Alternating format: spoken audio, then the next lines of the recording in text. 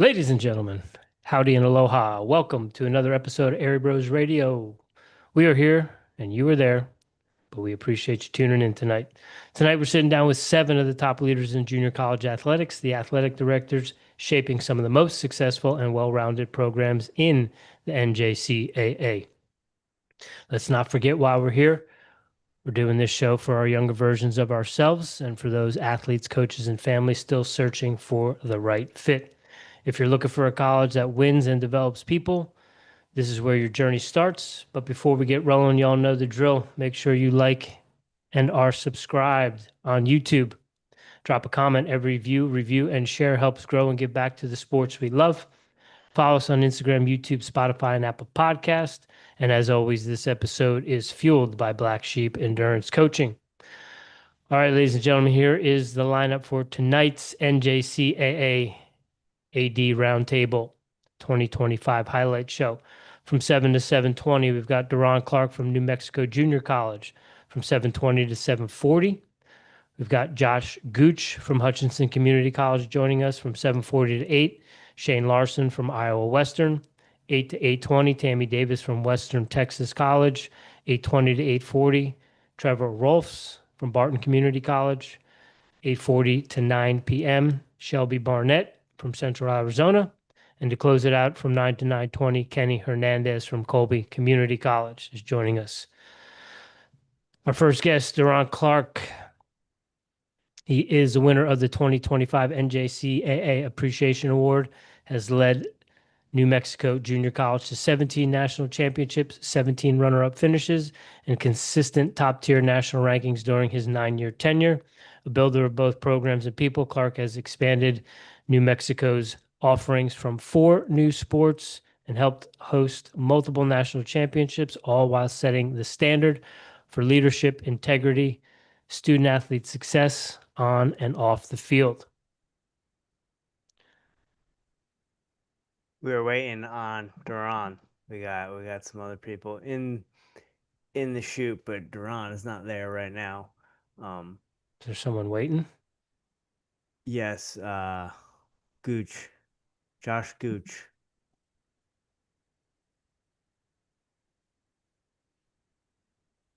Do you want to let him in, or what do you want to do? Let's give it a minute or two. I shot all the ADs, all the information when you asked me to, and Deron responded to me. So we'll give him a minute or two, and then we'll. Or do you want to let Josh in and just double check to make sure he knows the time to come back? Or you're just gonna. All right, you want to give Josh an intro, and we'll just let him in. Well, I was saying, do you want to just let him in and say, hey, we're supposed to be doing someone from 7 to 7:20. You're up at 7:20, or do you just want to let him? All right, I will let him in.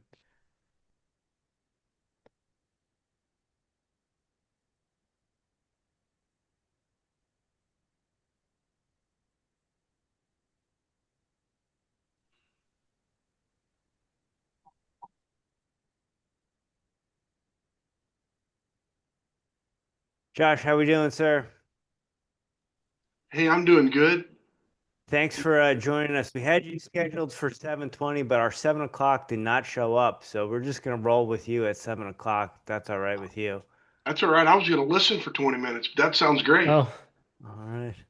That's good. No problem. Yeah, Rich is gonna give you a quick intro right here, and then we'll get rocking and rolling. Appreciate it.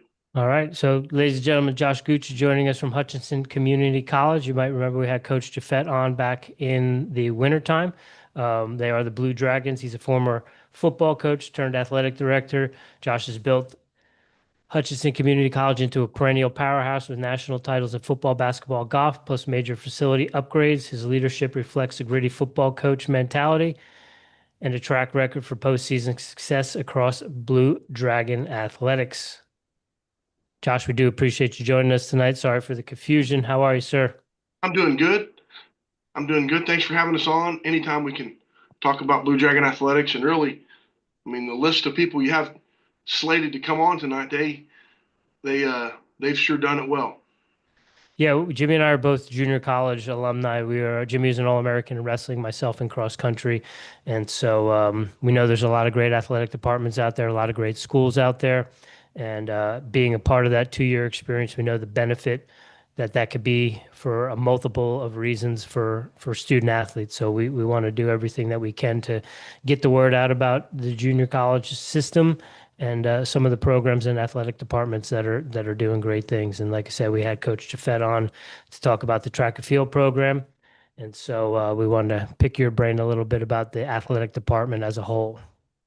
I snuck on and looked at some of the archive ones, and I listened to Cole Spree's, uh, you know, podcast with you guys. And I was at Ellsworth Community College when Cole, as an assistant coach, and then as a head coach at Ellsworth. And when I was a head coach, he was the wrestling coach. And it's awesome to see his success and just what he's done at Indian Hills now.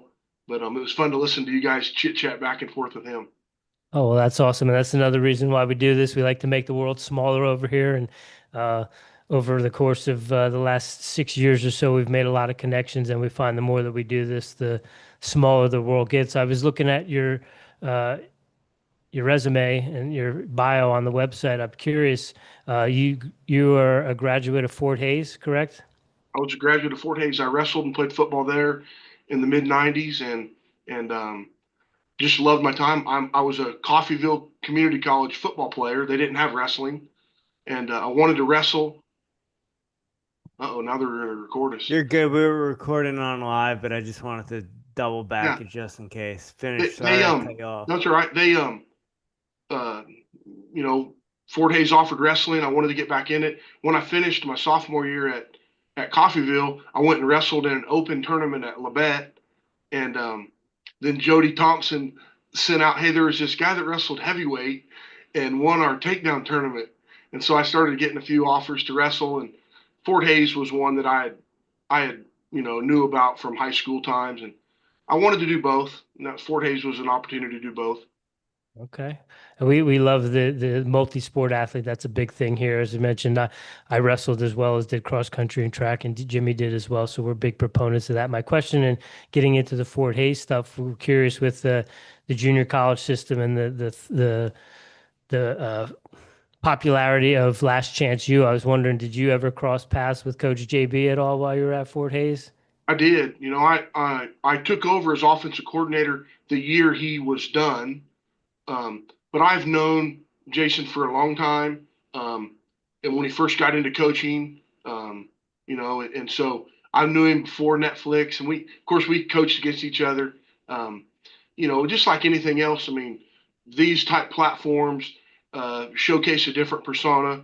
I mean, I think there's a lot more good, with Coach JB than what he maybe lets allow happen. But he's made an impact on a lot of young men.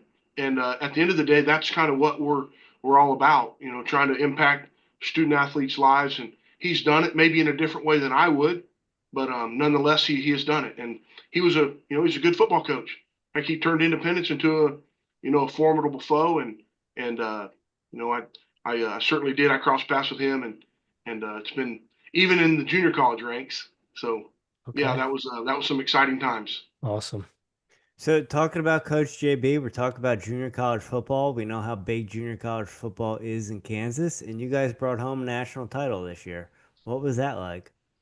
It's a credit to so many people. I mean, anytime you have an opportunity to win a championship, it's so much about all the things kind of you listed we were going to talk about, culture, but leadership.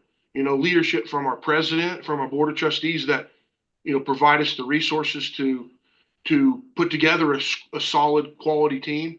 And then you have a head coach like Drew Dallas, who is cutting edge. He's a tireless worker, has put together a staff that would be the envy of most 4-year colleges. And from top to bottom, they don't have many flaws in their organization. And so it was a challenge this year. I mean, we fought some adversity. We lost during the season and knocked us out of the number 1 ranking. So then we get to the end of the season. We're ranked number 2 in the country, thinking we're going to host a NJCAA playoff game. The last poll came out and we moved to 3rd. So in a short period of time, we had to organize travel to Georgia to play Georgia military. So to navigate that and the things we did on the way home, our flight into Wichita was about 400 feet from the ground. Several times trying to land, they ended up taking us to Amarillo, Texas, and landing us.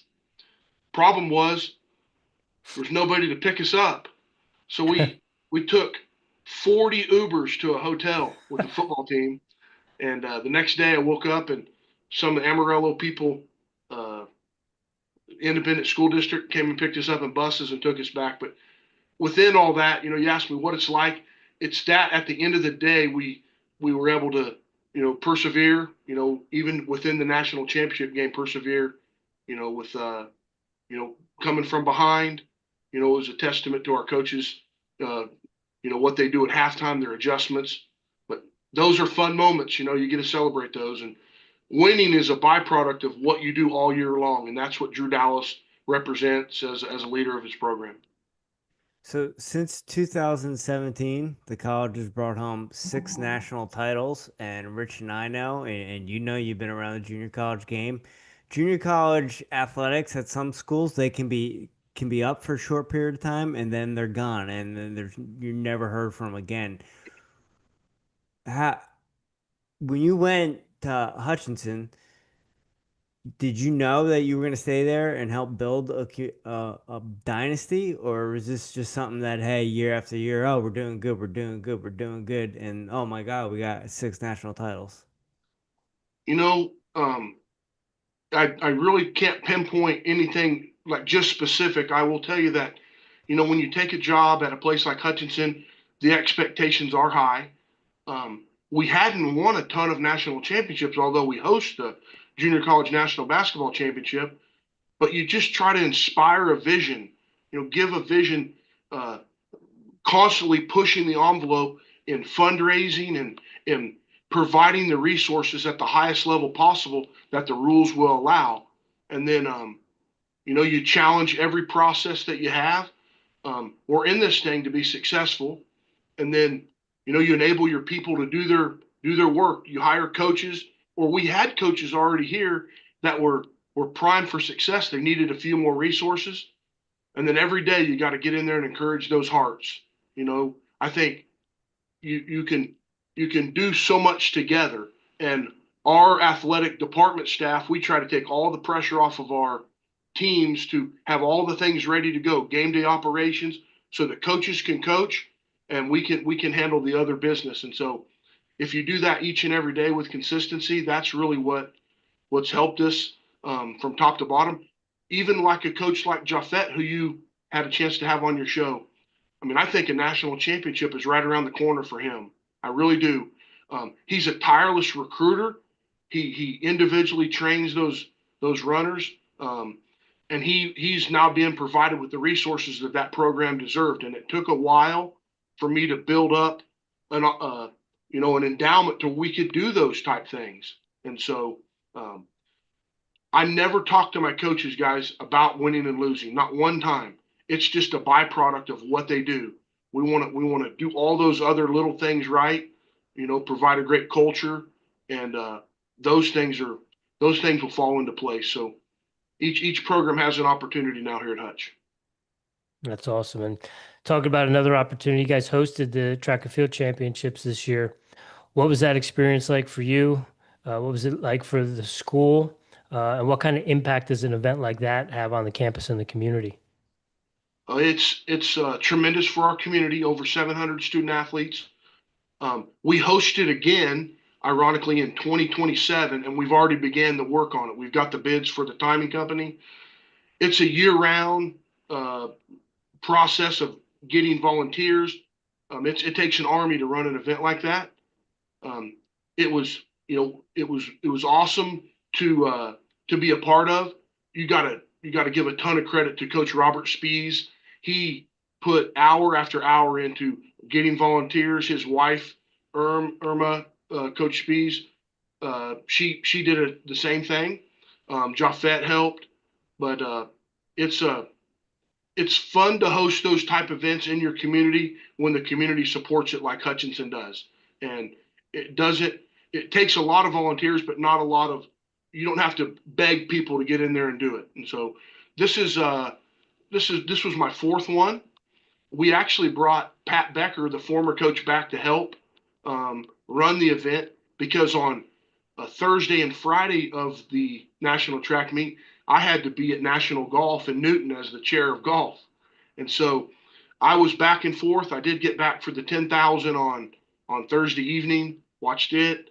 But it runs like clockwork because of the effort that's put in prior to.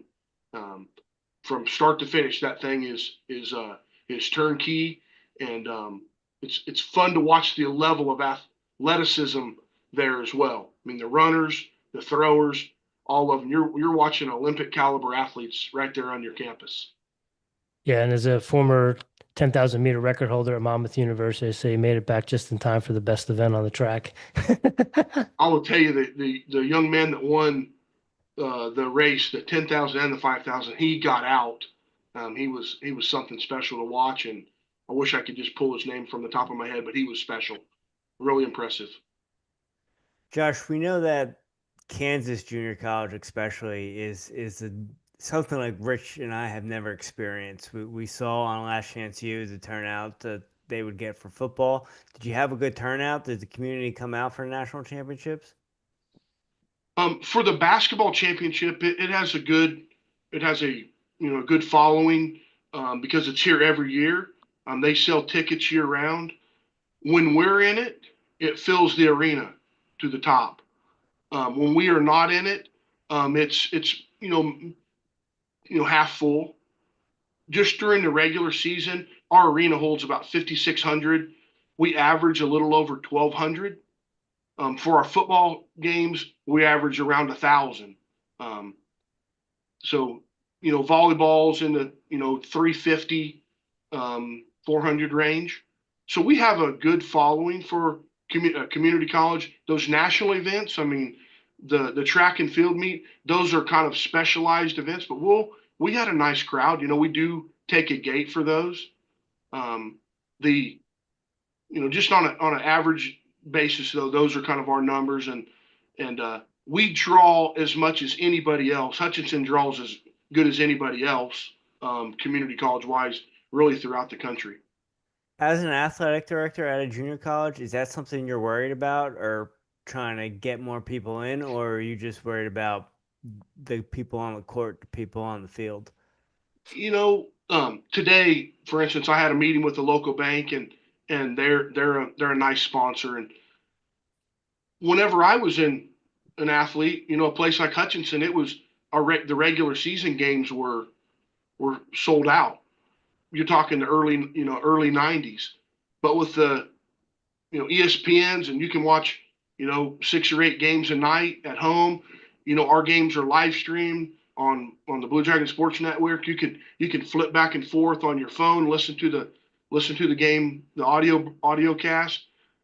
So there's so many things pulling for that clientele. What I've tried to do is bridge the gap with corporate sponsorships. I've been the athletic director since 2015, and we haven't raised a ticket price one time. We have raised up to our corporate sponsorships, and so that kind of bridges the gap between the two. We give away more tickets than we probably sell.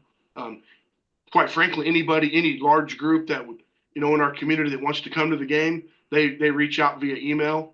I have no problem giving them tickets. They come in, they'll buy a drink and a popcorn, and it works itself out. And oftentimes those are the fans that are in there cheering for you, and you want to get as many of those as you can. But yeah, I focus on trying to get the corporate sponsorships, and then those that want to come, they'll be there.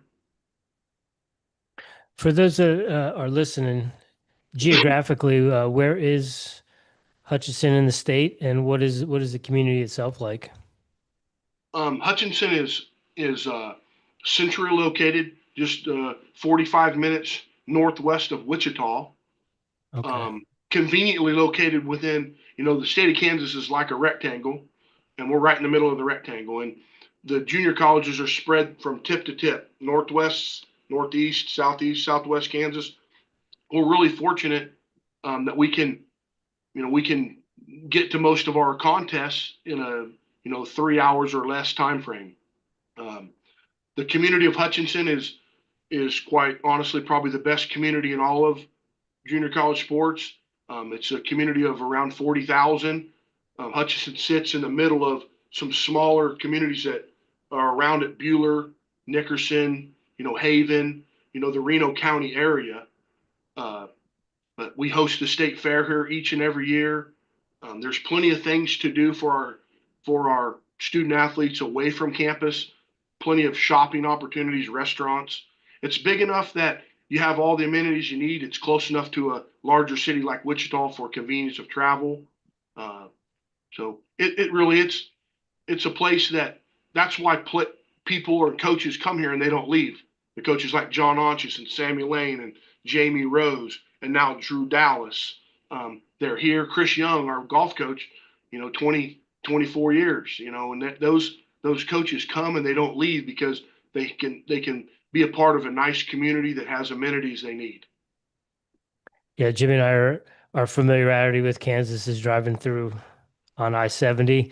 And then when I lived in Oklahoma to drive through Colorado for the summers, I would drive up 35. So those are my points of reference. I know where Wichita is. We know where Lawrence is. We've stopped to Kansas City a few times. I think Colby's in there once or twice for a coffee break.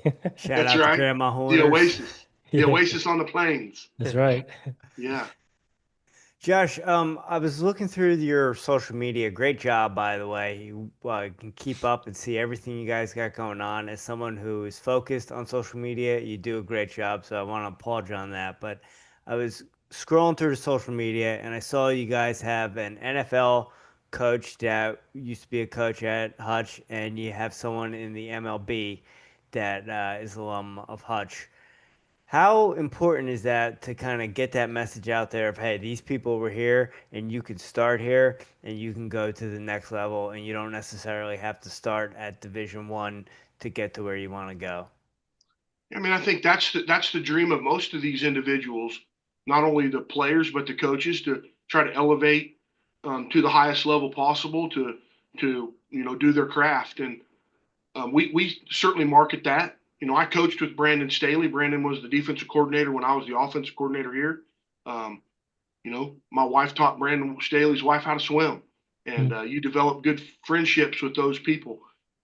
He had different goals than I had. He loved the NFL from the time I met him. I mean, he would watch Thursday night NFL games, and he coached like an NFL coach when he was here. Sam Pittman at the University of Arkansas was the head coach here. Andy Hill, who was the special teams coordinator, assistant for the Kansas City Chiefs, was the head coach here. So we have those coaches that have came here and left, and then we have of course we have the athletes, many of them in the NFL. Michael Hellman in baseball is with the Texas Rangers. I don't know each and every one of those, but certainly that's a dream. You want to provide them with those opportunities to play and compete versus elite talent, and then provide them a setting to, have success, and then let that opportunity come as it will. Our best player in football last year, he's at USC, which is, in December he was playing for us, and in the spring he was at USC, and the platform he has, and you talk about social media, and when he gives us shout outs on social media, those go a long ways. And Brandon Staley's been good to us. I mean, he recognizes his time here at Hutchinson was special, and so does Sam Pittman, and I'm sure each of them hold a special, Hutch holds a special place in their heart.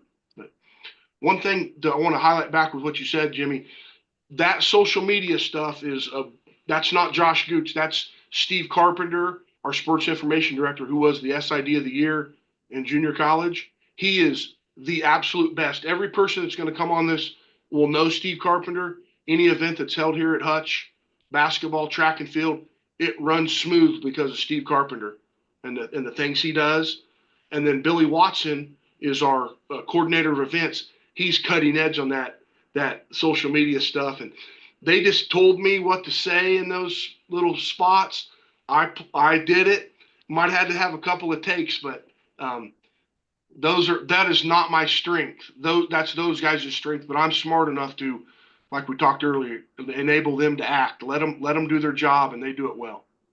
Yeah, thank you for highlighting them and mentioning them, because in this day and age where kids are always on social media, that's easy, right? If you're just scrolling and looking for junior college and one happens to be ahead of the game as far as the social media, and you can go and you can watch the team you want to perform on, you can watch all their games, that you got a leg up. And there might be a team that might be better, but because they don't have a SID that's doing the job like you guys have a leg up on them.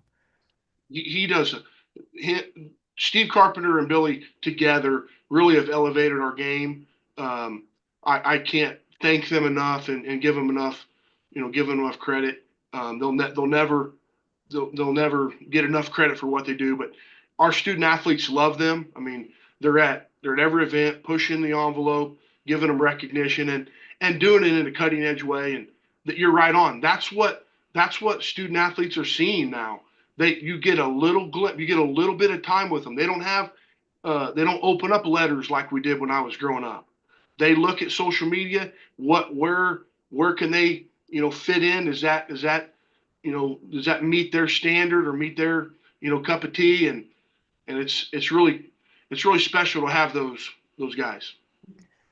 Josh, you came on a little bit earlier before your time slot, but we have time communication issue, and we have an open till 7:40. Would you be able to stay with us till 7:40, sir? I'll stay as long as you need. Here's what I got to be. I got to be at my daughter's 15th birthday dinner at 7:00. So I have 36 minutes. I'll stay as long as you need me, though. All right. Yeah. All right. If I don't bore your fans. No, not at all. all. No way, sir. No way. So, Josh, we're talking about a championship mindset, championship level competition. And as Jimmy mentioned earlier, from where we're from, community colleges, junior colleges don't have dormitories.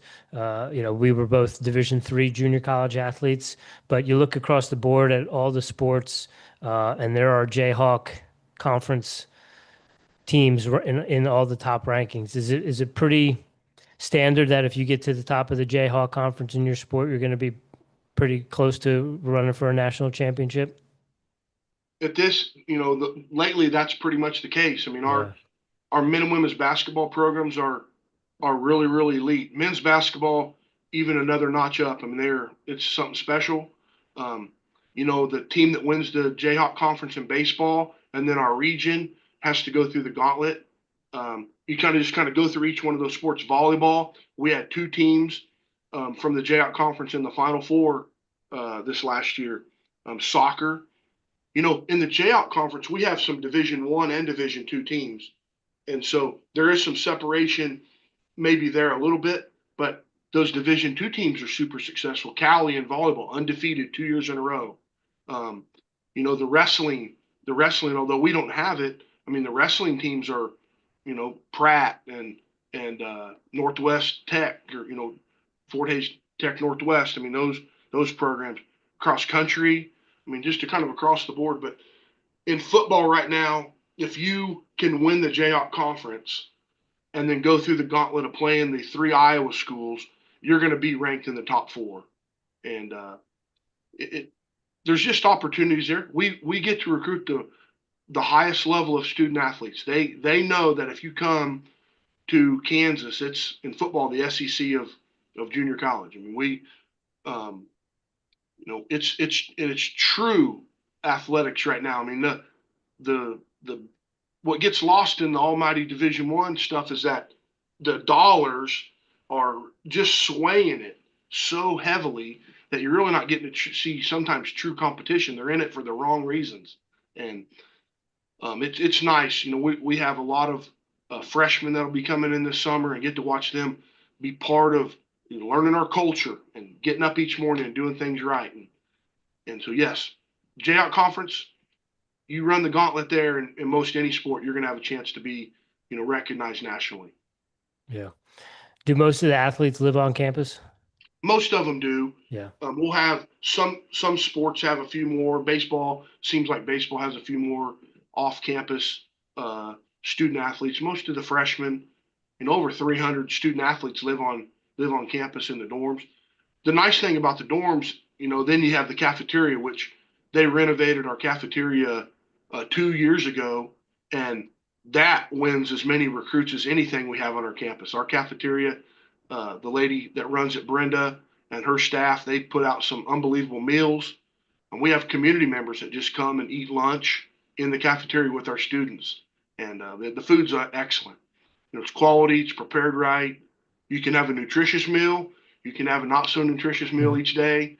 But when it's all you can eat, that's nice. And you're not standing in line. There's different bays. It's clean. It smells good. And she has some really good menu items. And do you know, in terms of homegrown versus out of state, what's the breakdown for the athletic department? Do you have a estimate? We were working through some insurance stuff yesterday. We have right around 400, a little over 400 student athletes. About 40% are non-Kansan.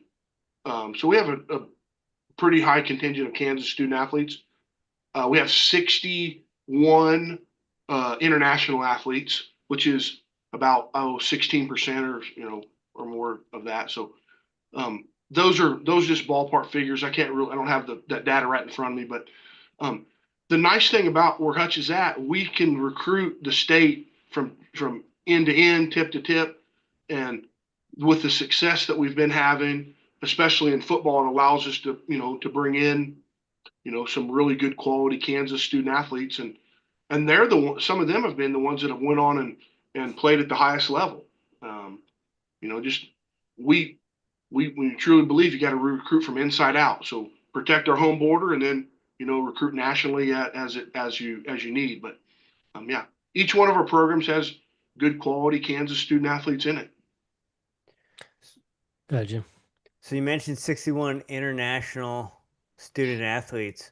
What do you guys do to accommodate those student athletes and make them feel like they're at home, and kind of make that buffer a little bit easier to the language change and just feel like they're at home in a foreign land? Yeah, there is some stipulations. They have to have some English proficiencies, some TOEFL scores and whatnot. But I think just like any of our athletes or any of our regular students, we have ambassadors that help, show them around campus, give them tours, and then, specifically athletically, they have a built-in family.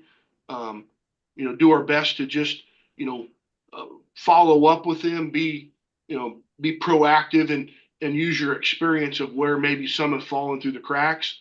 Get them involved in different organizations around campus, perhaps maybe in a local church or something, to give them, something to make them understand that they are supported.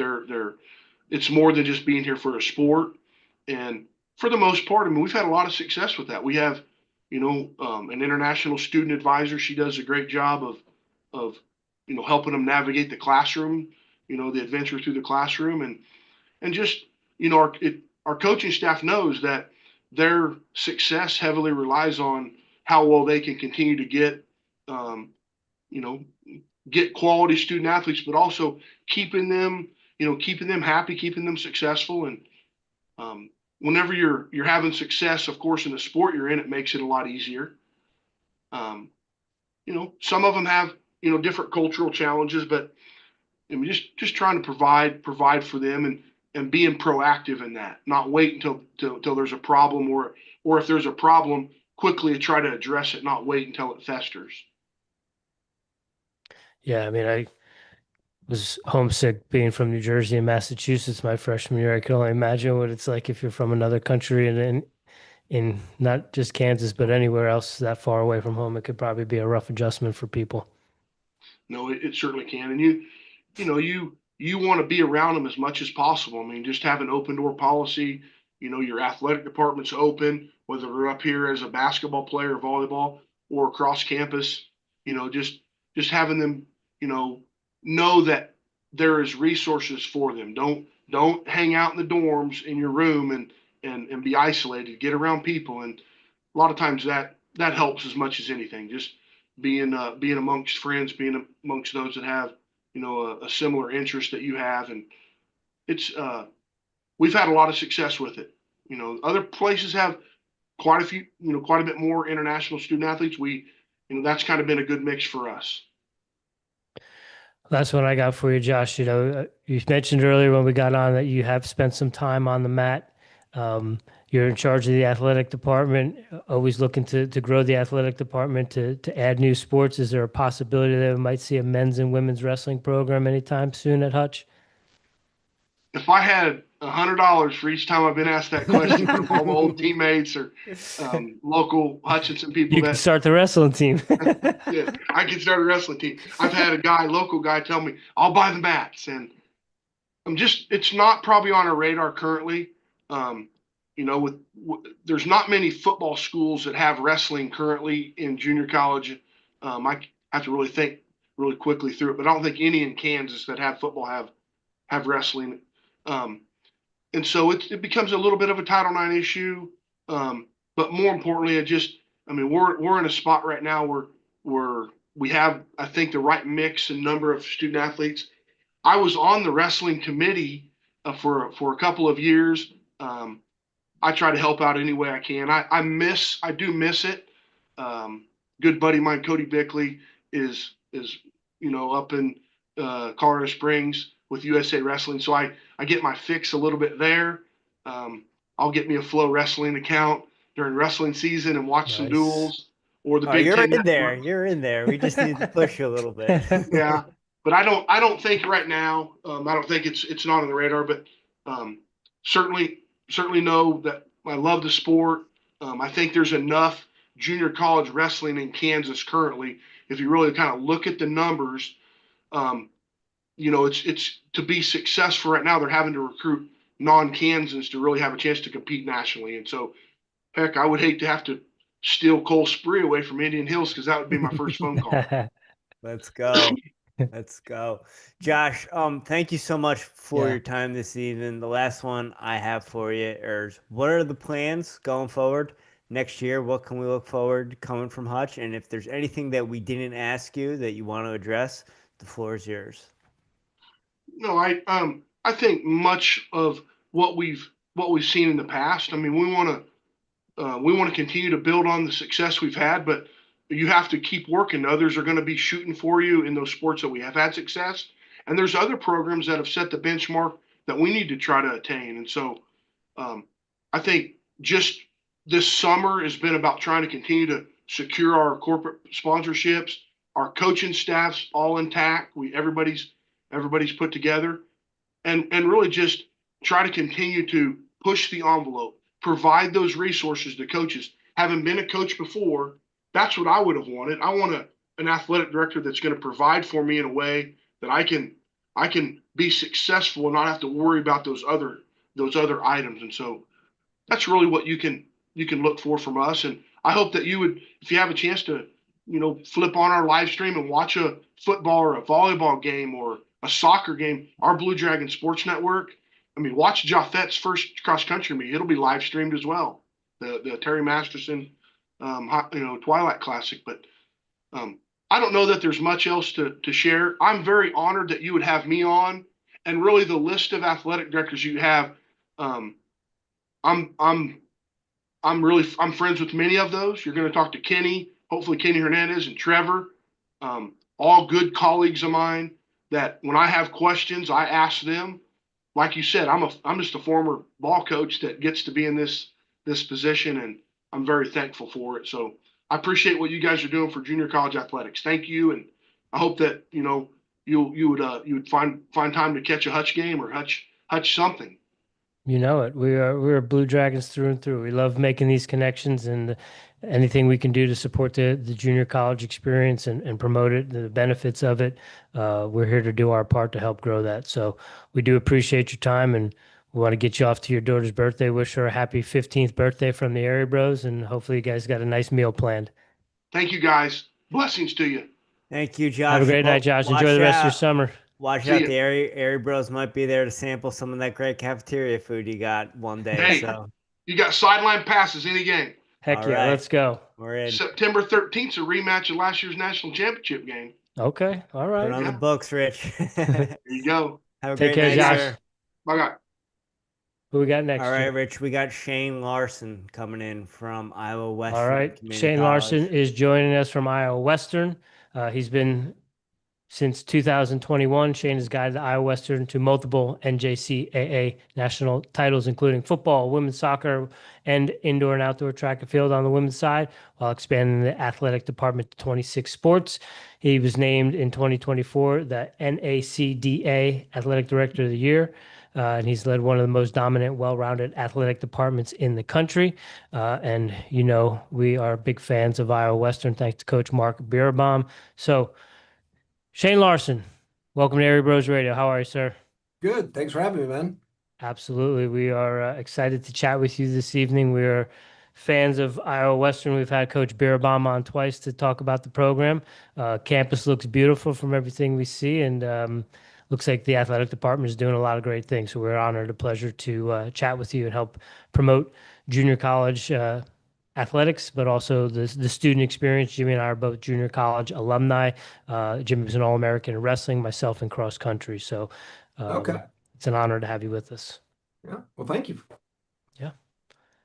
So Shane, you guys brought home, was it 5 or 6 national titles this year? Well, it's kind of ridiculous. You got to get my fingers out and count. We had 8 overall. We have several sports here that are not Okay. sanctioned through the NJCAA, shotgun sports. We have competitive dance, competitive cheer.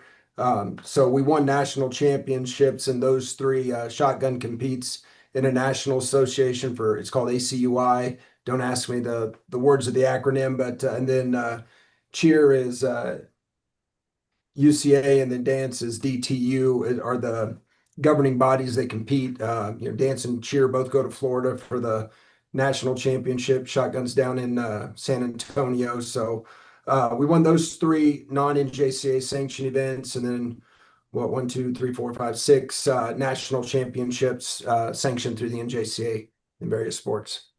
So what's the secret to having all those successful championship programs? Well, I can't take credit for anything. I came to Iowa Western 4 years ago. Everybody in junior college athletics knows Iowa Western's history and reputation. It was a school I wanted to be a part of. Just knowing that, I worked up here in Blair, Nebraska. I was a women's basketball coach at a little NAI school, Dana College, years ago, and would come to a lot of the Iowa Western women's basketball games, just trying to recruit kids. So. I think number one, the culture that was built. Dr. Dan Kinney Sr. was the president for about 30 years. His athletic director was Brenda Hampton. She was here for about 25 years.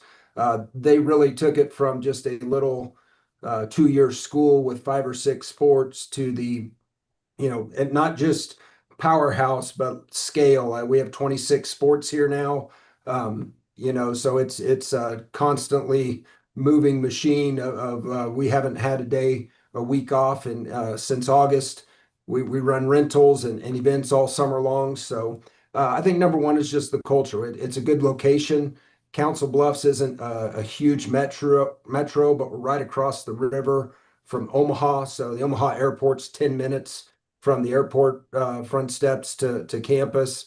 So it's a good location. Kids like to be in the metro, but we're on the far east side of town over here. So you go 20 feet east of campus and you're looking at cornfields, but you've got all the amenities of a big city within 10 minutes of us. So I think, location, we have amazing facilities. We've had amazing supporters over the years that have allowed us to really invest in program facilities. We've just built a new soccer, football complex this past year. We took an old grass soccer field that people just put lawn chairs on the sidelines to watch the games, and now we have a full turf field with Musco lighting and press box and a score vision video board. 4 years ago, when I first arrived, we renovated baseball and softball, full turf lighting, all of those things. So we've got amazing facilities here. I think that's what, if we can get a kid on campus, we're 90% of the time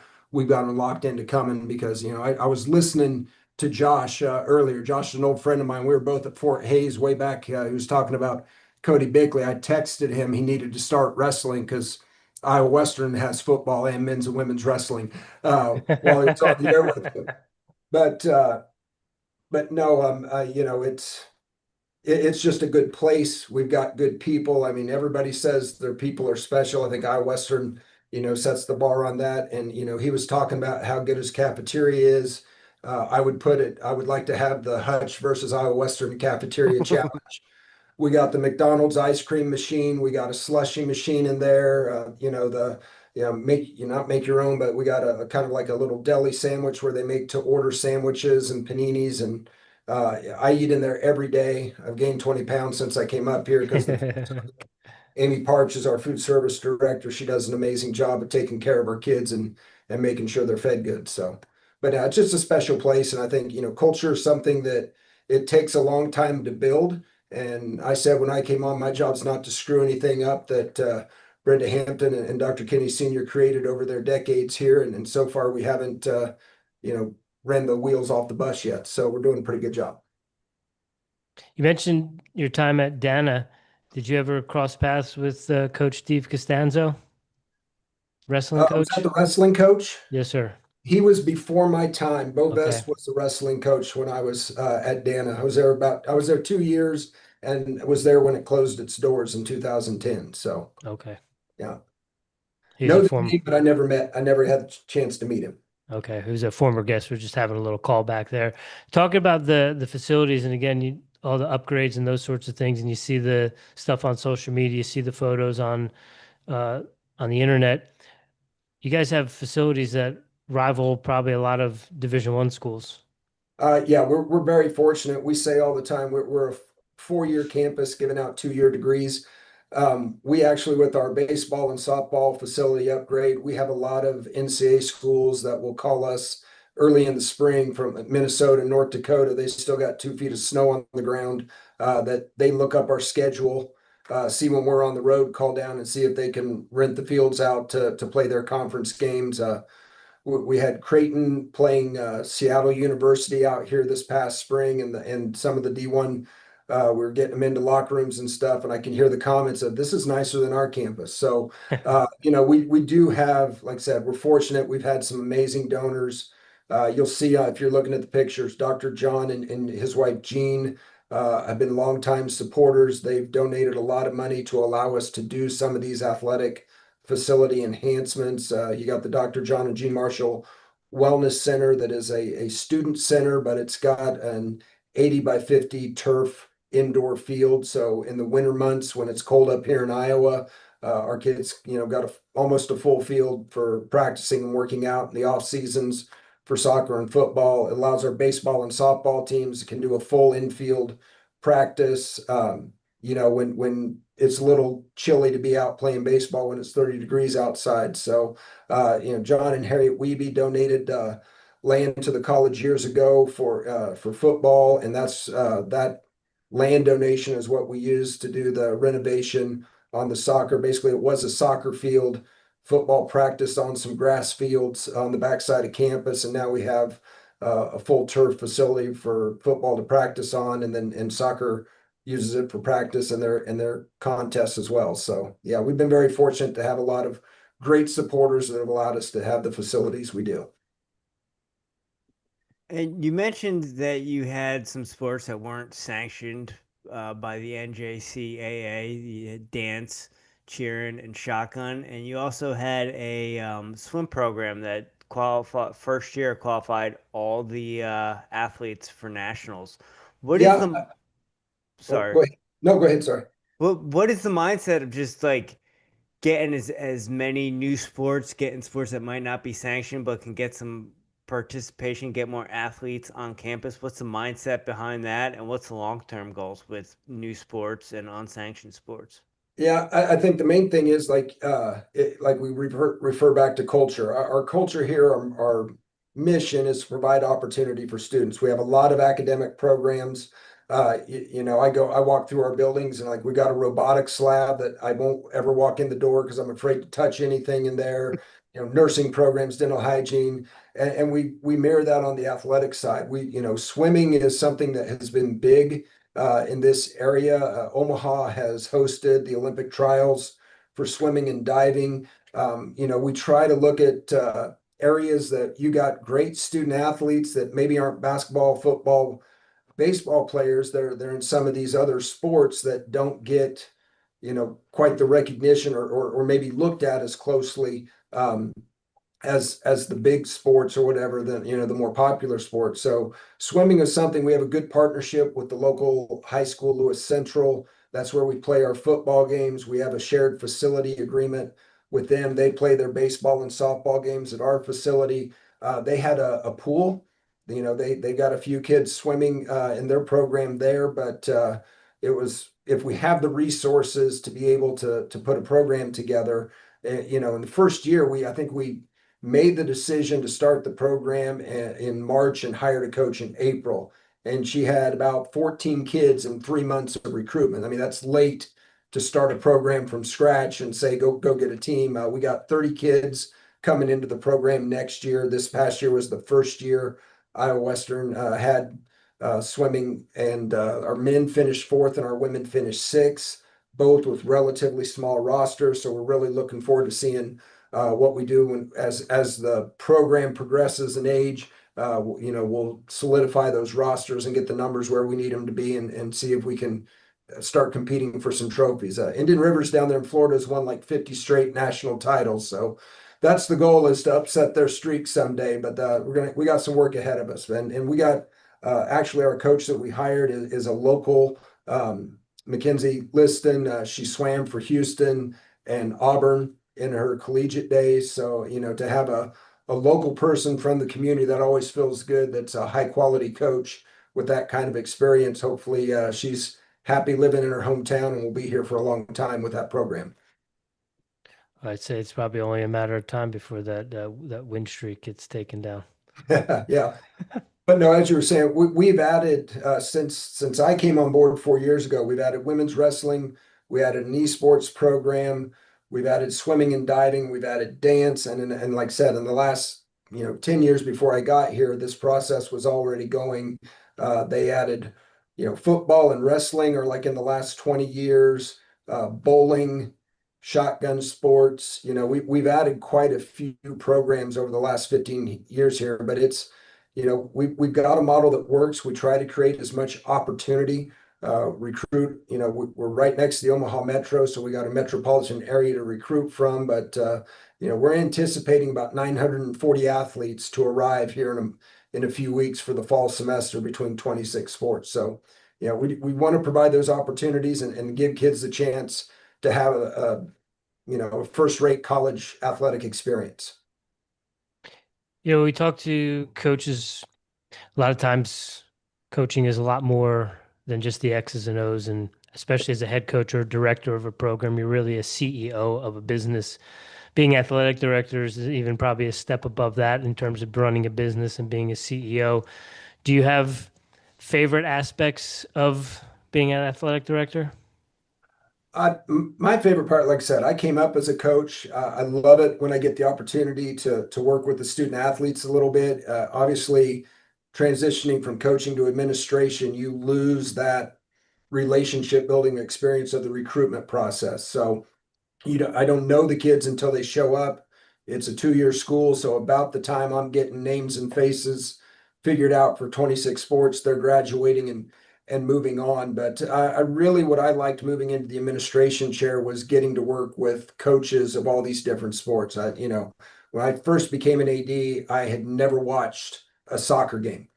We played soccer in PE, we just kicked the ball around. And then to start understanding how different sports relate when you're looking at a soccer field as a basketball coach and you're looking at the defense shifting as the ball's being reversed from sideline to sideline, you're seeing, you start to pick up. I know more about soccer today and I still don't think I know anything about the sport, but I know more than I used to because I've been around really good coaches.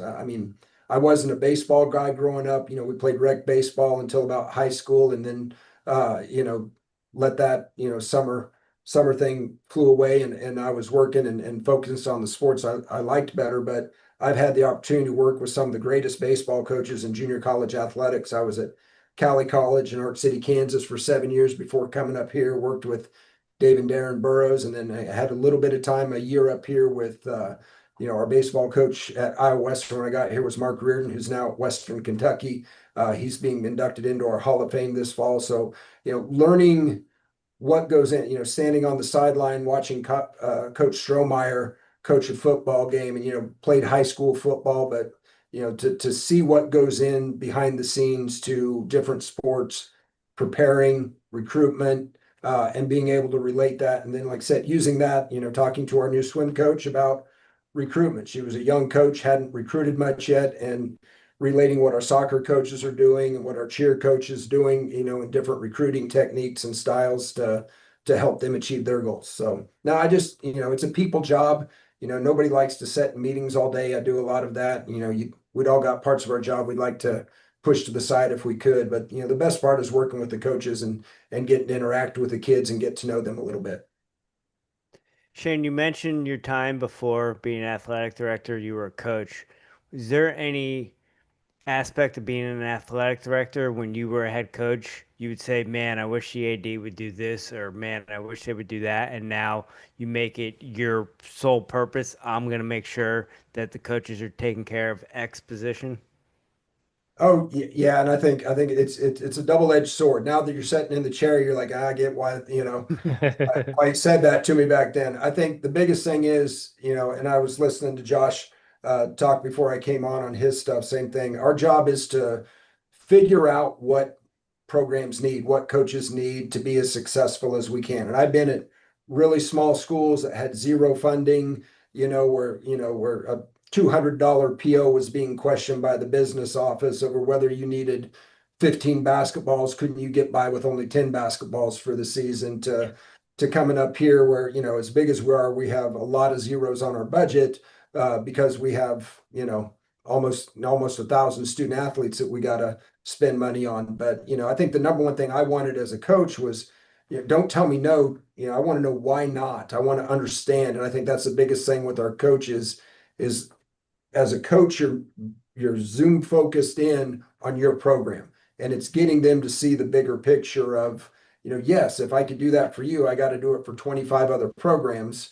And that, that $5,000 turns into $50,000, real quick. And now we're not talking about a simple purchase. We're talking about a major budget allocation. So getting them to understand the big picture that we're athletic programs. We want to be highly successful, but at the same part, we are a small part, cog in the wheel of a larger organization that's, our primary goal is to get these kids in here and get them an education and help them, advance into their future, because we're all going to be out of competing in athletics at some point in our lives, and our job is to get them on a path to where they've got options when they get done playing sports with what they're going to do with their lives. So, I think that's the part mostly, though. I think I approach the coaches like, if they want something, I expect them to come with a solution, not just an ask, like, how are we going to fund this? So we got a lot of coaches doing a lot of fundraising for projects. Everybody's kind of got what they're looking for. Some programs want more scholarship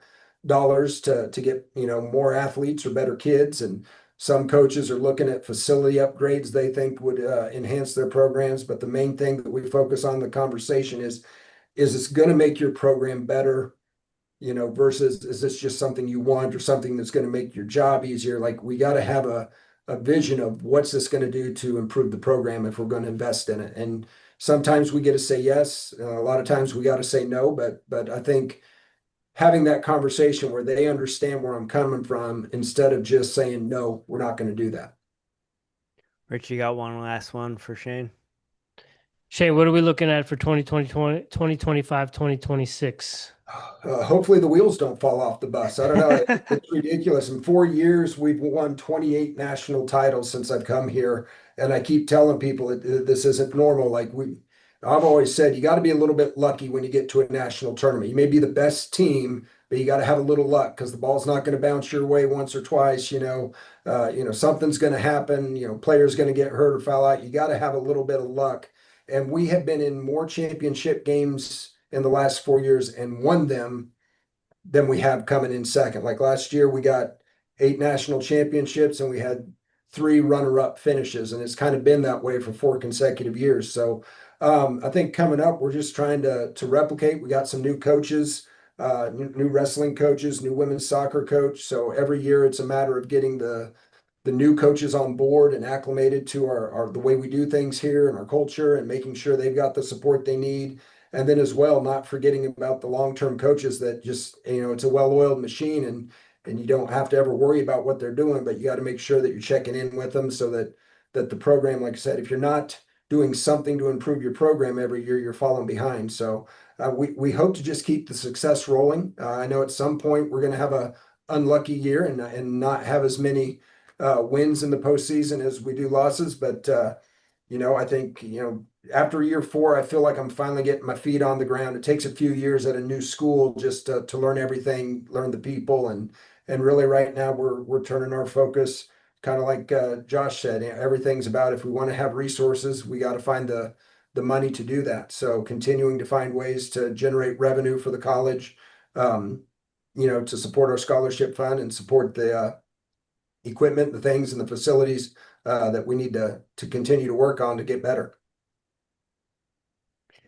Shane, thank you so much for your time tonight, sir. You already had the Airey Bros as fans. Coach Beerbaum already had us in the boat. But like we say to everyone, we're bigger fans now. So thank you so much for your time, and can't wait to keep on following. And just like we said to Josh, we're going to have to do some like cafeteria wars or something, do some Anthony Bourdain for junior One bite, college. Everybody knows the rules with the Airey Bros. Yeah.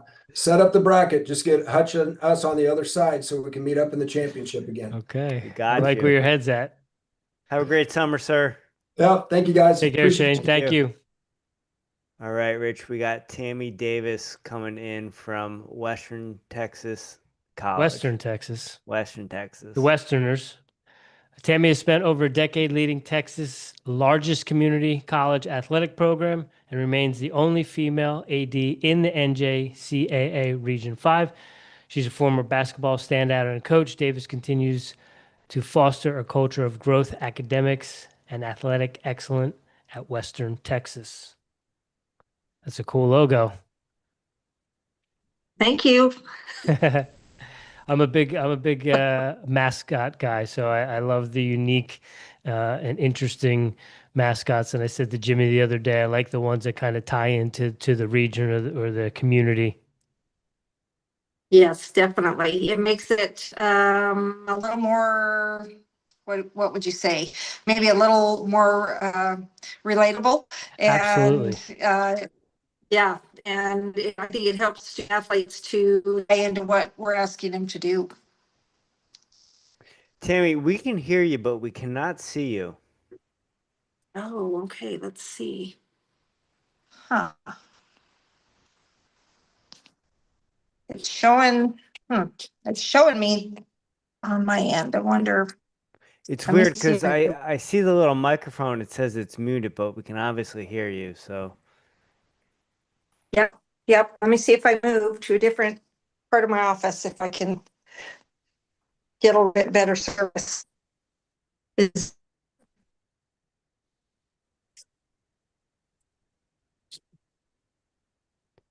Well, this is what happens when we go live, Rich. Some technical details, but it's rolling. We're figuring it out tonight. Having a great time talking to these junior college athletic directors. What do you think so far, Rich? Yeah, it's been a blast to connect with people, and it's again There you are. Small world connections, and some of these ADs and coaches know each other, and then they know other former guests as well. So Absolutely. Can you see me now? yeah, we got you, We can Tammy. see you. All right. Very good. Take it away, Great. Jim. So, Tammy, how are things going right now? Since you took over as the athletic director, how was it when you started, and how's it going? It's good. I've been here at Western this is starting my 20th year, going into this upcoming year. And I started as a coach and loved doing that. I honestly wasn't looking to get into the administrative end of things until our president had visited with me about it, and was appreciative of the opportunity. Have loved it. We went at Western Texas College for a period of time where we had no athletics other than rodeo. And so in 2003 is when they started bringing back all of the sports. And so I came in 2006. And so a lot of fun watching the growth and the development. I think anytime that you're starting everything back from scratch, there's a lot that has to go into putting things together and making sure that things are done correctly. And I think initially programs were brought in, and there was just the reality of we've got to put things together. We've got to put people either on the field or on the court or wherever it was that they were. And so as time has marched along, we've been able to really focus more on quality and what it is that we want to do institutionally, and making sure that we help these kids achieve what junior college is about: graduate, move forward to that 4-year level, and continue to have success as they march forward. So 2 years or 2 decades, I'm sorry, building from scratch. What are some of your biggest accomplishments, starting from scratch and where you're at now?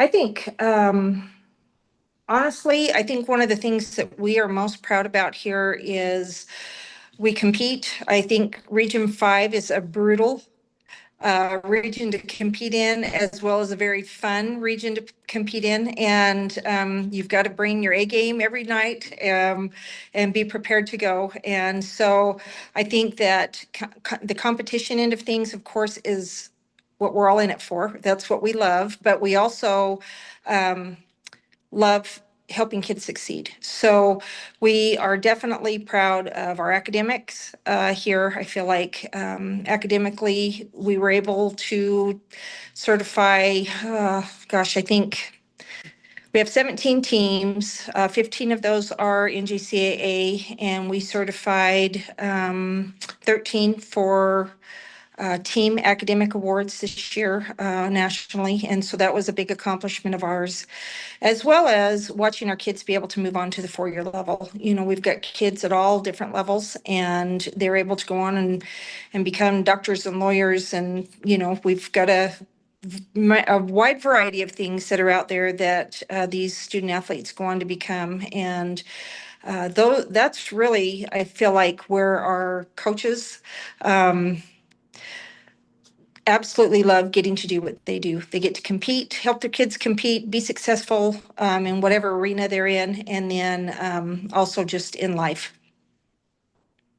So starting from scratch, having 15 teams, it's the largest athletic department within the Texas Community College. What have been the keys to building and growing such a large athletic department?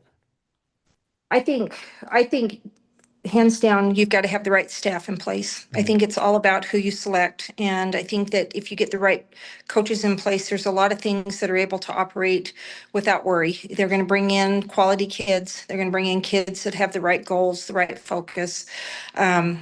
They're going to help the ones that might be on the fence, that maybe need a little more guidance and might need a little more direction. They are able to navigate through that and help them to be successful. But, I feel like our staff here is absolutely phenomenal. We've got great coaches, great assistant coaches, and they work hard. They help each other. And I truly feel like that is the biggest key to having success, and to be able to bring consistency. And I feel like that's something that we have bettered ourselves at over time. Initially, like I said, you're there, you're competing, you're hoping to make it to postseason. But I think at this point, we've got several of our programs that there's an expectation there that they will be in postseason play, and not only there, but being able to be successful. Our track team is always great. They do really, really well on the national level, and as well as our golf. Our rodeo team too, which I realize is not a nationally ranked. And then we've been able to have success in several of our other programs, men's soccer and softball and whatnot, that they just go on and they compete, and they might not make it necessarily to the national championship, but they have been able to get to regionals and be able to be part of postseason play. And that's always a great accomplishment. And I think that over time, it allows with the help of the right coaching staff, it just allows to bring in really top quality student athletes. We've been able to attract from all over the world. We've got a lot of kids from Texas, but we also have a lot of student athletes from all over the nation as well as all over the world, and that's very enjoyable. Tammy, Jimmy and I are both junior college athletes. We were both junior college All-Americans, myself in cross country, Jimmy in wrestling. And in New Jersey, where we're from, community colleges, junior colleges, or commuter campuses, and they're they're classified as Division III. And our coaches were part-time coaches. So I'm curious, where does West Texas are you guys Division I? Do you have dormitories? Are the coaches full-time coaches? Yes, sir, we do. Yeah. And I too am a junior college athlete, which is fun to be able to give back. Yes, that is a great thing. We are Division I, and our coaches are full-time. We're very fortunate that Western Texas is very progressive as far as making sure that our coaches have got resources in order to be able to do their jobs. So both of our assistant and our head coaching positions are full-time positions. And so they're able to work and do what they need to do, be out recruiting when they need to recruit. And we do have dorms, and our student athletes fill up the majority of the dorms, which is a lot of fun. Very like-minded people that you see on a day-to-day basis on campus. Snyder itself is about 12,500 people within our community.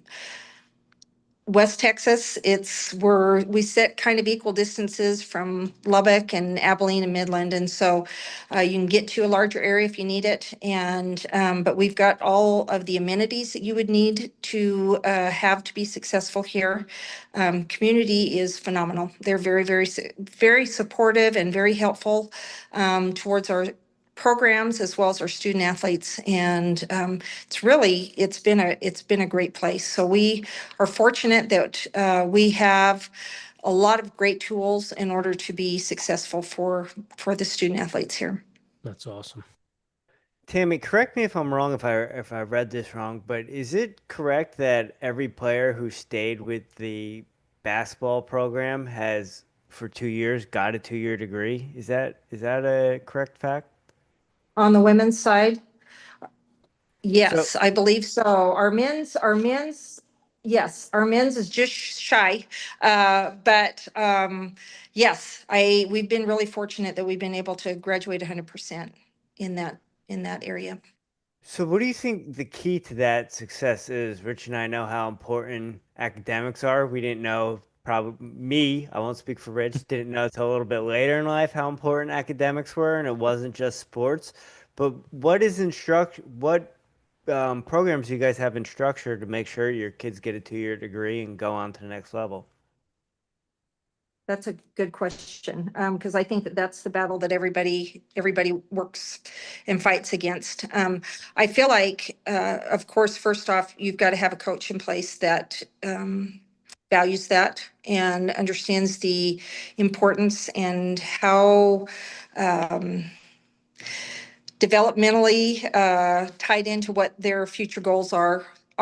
And so if you have that in place and we're fortunate that we have coaches that have regular study halls and are able to do classroom checks and whatnot. But we also institutionally have got a lot of things in place that the schools put in place in order to be able to help student athletes as well as the rest of our student body. But it's very much geared towards, let's figure out what each individual student needs. And so they're able to get to tutoring, they're able to get outside resources as far as if they have a class that's kicking their tail, they can go and get that help. And we try to catch through our counseling office as well as that tutoring program that we've got. We try to catch them early and identify those student athletes early that might be struggling so that we can get them back on track and help them to attain those goals.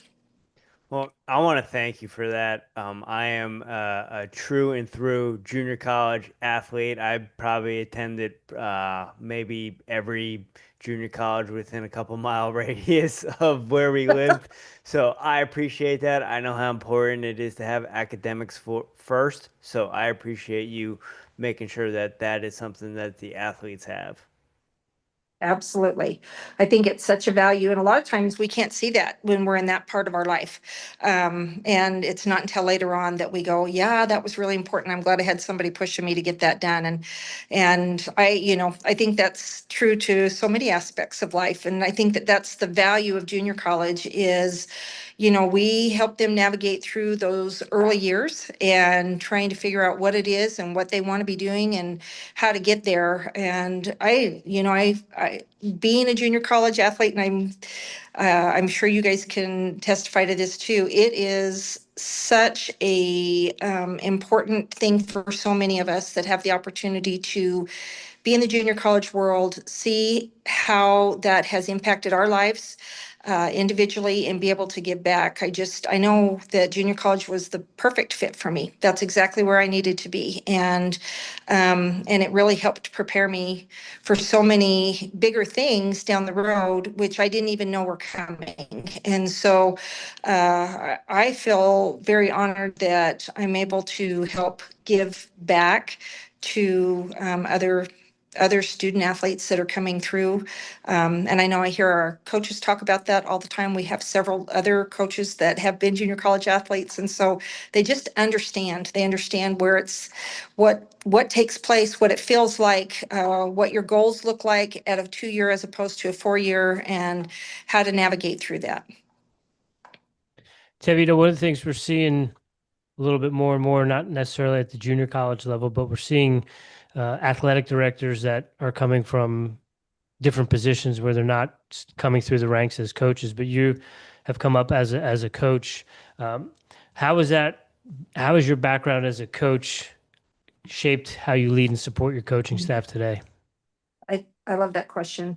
I think that being able to be a coach first really gives you the opportunity to see what that day-to-day looks like, see the areas that maybe I needed help as a coach to be able to turn around and help our coaches. We want for them to be able to focus on the student athletes. We don't want to have We'd love it if they never had to worry about any game day administration or, for me as a basketball coach, who's working the table or, things like that. And so I think that the background is what's important. And I love the opportunity that I had to be able to coach first and see those things.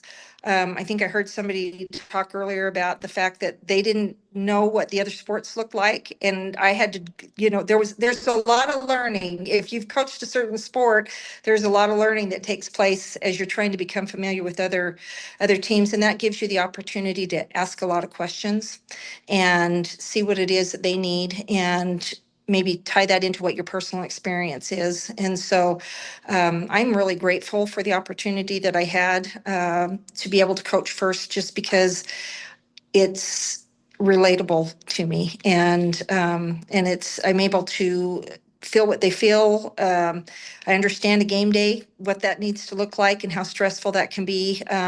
If you're fighting to get to postseason, what does that look like and how does that feel? And what can we do to support them in that journey? And so very grateful for the opportunity that I've had to be able to do that. And with the largest athletic department in the Texas junior college system at 15, I'm curious in terms of adding sports, growing sports. As I mentioned, Jimmy and I are coming from a cross country and track and field background, which you have covered, but we're also former wrestlers. Texas has a fast growing wrestling community and population, both for boys and girls. Is there any chance we can convince you tonight that we can maybe add men's and women's wrestling at Western? We would love to. We're all about growing. And so you never know down the road. We would have to add a few pieces of property in order to be able to get where we can wrestle. But yes, I know that wrestling is a fast growing sport, and I think that that's a neat thing. That is another part that I love about junior college is just the very progressive approach NJCAA has taken in adding sports. And so, yes, you never know. I can't commit to it right now, but you never know, because we're all about trying to find things that will help build the college and help build our conference and our region. So I need a few more programs to add around us as well. All right. Well, as soon as our check clears to Hutchinson Community College to start their men's and women's program, I'll have Jimmy cut you one for Western. All right. That sounds great. That sounds really good. Tammy, is there anything about Western that we didn't cover that you want our audience to know that you think is important that they know about the community college? I think if, of course, I'm always very pro WTC, as all of the athletic directors are, about their institutions. And I think that we offer a very unique experience here. We have, being that we're in a smaller community, we have the opportunity to really focus on student athletes and be able to be tied into them and help them to achieve goals and grow into the people that they are wanting to become. Maybe some of them don't know that they're wanting to become that until they have those challenges put in front of them. And so I feel like our facilities are phenomenal here. Our college is absolutely top notch. And we have great pieces here to help people be successful. Tammy, thank you so much for your time. Rich, and more we start talking to these coaches out in Western Texas, I don't know. I'm telling you, I've been talking up Texas for quite a few years now, Jim. Well, thank you so much for having me on and letting me be part of your conversation. Yes, it's an honor and a pleasure to chat with you, and we do appreciate your time. And we're going to be adding a Westerners banner to our wall of support that we throw to our junior college friends and family. But thank you so much, and we hope you have a great rest of your summer. I know the athletes are going to be coming back pretty soon, so you're going to be pretty busy. Oh, yes. So enjoy your time while you can. Fast and curious. That's right. Thank you so much. All right. Thank you. Have a great summer. Have a good evening. All right, you too. Bye-bye. Bye. All right, Rich, we have Trevor coming in. All right, ladies and gentlemen, Trevor Rolfs from Barton Community College is joining us. The Cougars, the home of 60 national champions, a former coach and Barton alum. Trevor returned to lead the athletic department and has overseen continued success in the Jayhawk Conference competition. He brings championship experience and a deep community ties to Barton's leadership, shaping a winning culture, and on and off the court. Trevor, how are you, sir?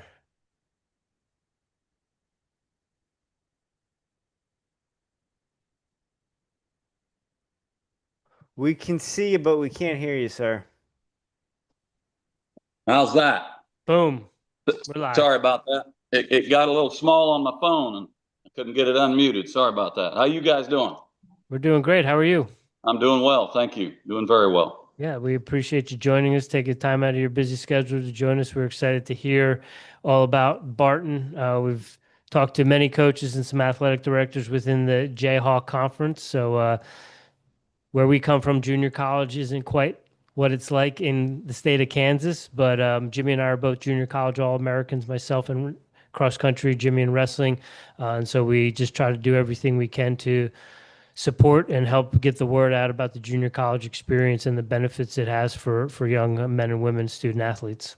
Yeah, I'm happy to be with you. I'm glad you guys are doing it. And yeah, I've been listening along, and a good friend of mine, Coach Gooch, visiting, and then we had Shane Larson here in Kansas too before he slipped up to Iowa. So a lot of good people have come through the ranks of the KJCCC over the years.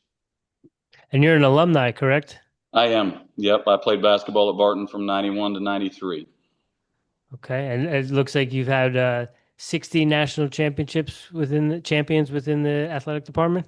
60 national titles Barton is proud owners of. Yes. That's pretty impressive. How many of those have you been a part of? Sorry, Jim. I have been a part of 6 of those. Okay. Most recently, men's basketball in 2024. Is that your baby? Well, being a basketball guy, I can tell you that's been the baby of a lot of Barton Community College supporters, loyal supporters, and fans for a long time. They've desired a national championship in basketball and probably particularly men's basketball. I know when I was at Barton, it was a big deal. It was always striving, and that was kind of when basketball was not having a football program. That was kind of the leader of the pack, the ship in the front, you might say, and flagship. And we've got tremendous balance within our sports now, but certainly for our longtime and loyal fans, winning a national championship in basketball was very, very sweet and very, very special. And we certainly appreciate Coach Combs' efforts in bringing that to Barton. So we talk about that rich history, 60 national championships, and you were part of 6 as the AD. You guys had a great year. You had a bunch of track and field All-Americans, had a national runner-up finish in tennis, top 10 finish in baseball. What's the philosophy to keep the program so strong and to be competitive across the board in all the sports in junior college athletics? I think the philosophy is people. I think it always starts with people, that old adage that you're only as good as those you surround yourself with. And I've been very fortunate at Barton over the past 14 years, starting year 15, to surround myself with a lot of quality people. And we get quality people, and again, fortunate at the junior college level, if you can keep really good coaches and good people around for an extended period of time, that certainly helps with your longevity in winning and success. And so been fortunate in that aspect as well. But, I came back to lead Barton because I was a student athlete here, and it was a very special place when I was a student athlete here. And it was a special place because of the people that make up Barton, and not just in the athletic department, but the campus as a whole. And so, really that's been a goal of mine as athletic director in the leadership position, was to try to create a great experience for all of our student athletes that come onto our campus, whether that be for 1 year, 2 years, or 3 years. And I think most of them would tell you that Barton is a special place, and it's very special mostly because of the people that they're surrounded with on our campus. Geographically speaking, for our fans back home in New Jersey and other places that are listening, where is Barton in Kansas? Great Bend, Kansas is almost smack dab in the middle of the state. And where in relation to I-70 are you? We are about 20 miles south of I-70. Okay. Maybe 30 at the most. And then we're about an hour and a half west of I-35. Okay. So Salina is at the intersection of I-35 and I-70, and we're about an hour and 15 minutes southwest of Salina. Okay. Jim, I think we've had a cup of coffee or two in Salina. Maybe ate a breakfast at the Village Inn, I think. Yeah, I think you're right. So, yeah.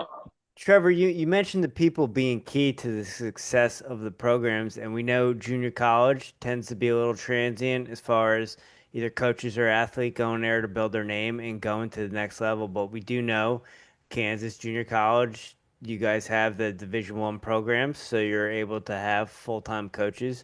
Do you feel you're able to get the most out of your coaches and keep them a little bit longer because of the culture there? I do. The community of Great Bend, our surrounding communities, but in particular, a lot of people don't know this. Our campus sits outside of town about 3 miles. So we're kind of on our own little island, and it's our own little community. And with 23 sports programs, about 90% of our residence hall occupancy is student athletes. So it's kind of our own little village. And yeah, there's just such a connection there because of that village. And, I've talked about the people a lot, the culture, but I think it also, to that end starts at the top. We've got tremendous support from a booster club and the foundation that was created with that booster club a long time ago, the college's foundation, the board of trustees, from the administration all down. that all have the same mission and same belief that we want to provide and create the best experience we possibly can for all those students. And obviously, in my position, all the student athletes who we come in contact with and call Barton home. So you mentioned being 3 miles outside of town, but a lot of athletes are living on campus. Do you feel like the mayor at times? Yeah, all of it. The mayor, the president, the vice president, you name it. But again, it's such a great support staff culture from, all of our VPs and our president that we really work well together to manage, the village, the community that's our own, so to speak. And we're very fortunate too. You hear some of those on your panel and others that share a lot of facilities with USDs. Our surrounding communities, and fortunate for us, we have all of our facilities right there in our own village, which also makes it very, very nice. Coach Gooch was putting over the new dining hall on campus for the student athletes. We were talking up at Iowa Western. They want to have a competition. How is the food? How are the digs at Barton? Are we going to add you to the list of having a challenge here? Yeah, I don't know about the challenge from the dining service. I love the guy that runs our dining service. It's awesome. And I can tell you, because I was a coach in the league for 7 years at Pratt Community College prior to coming back home to Barton to be the athletic director. And so I visited a lot of those cafeterias as a student athlete, but particularly as a basketball coach when we go on the road. And if we had the same dining hall service, we would eat in some of those. And I can tell you Hutch's was not good when I coached at Pratt. But I can tell you now, we've had several conference meetings at Hutch, over the years. And the improvement that they made was incredible. You'd be hard pressed to rival their food service situation now. But it wasn't good for a long time, but it's really good now. I've never been up there to eat with Shane at Iowa Western. He hasn't ever invited me, so I can't compare apples and apples there. Talking about, having the athletes on campus and everyone lives in the dorms, we hear curious about the breakdown in terms of students. Are we staying within the state? A lot of the athletes, Jayhawks, are they from the state of Kansas? Or what's the breakdown versus out of state? And are there international students on campus as well with the athletic department? I'm glad you bring that up. I have we pride ourselves at Barton. We win, and we win a lot within the conference regionally, and certainly compete very well nationally as well. And we do a lot of that with a lot of Kansas kids. I can't get to the exact inside bone statistics across our league, but I think you'd be hard pressed to find more Kansas participants at any college in the conference than Barton. We're over 50%. And have been as long as I've been here.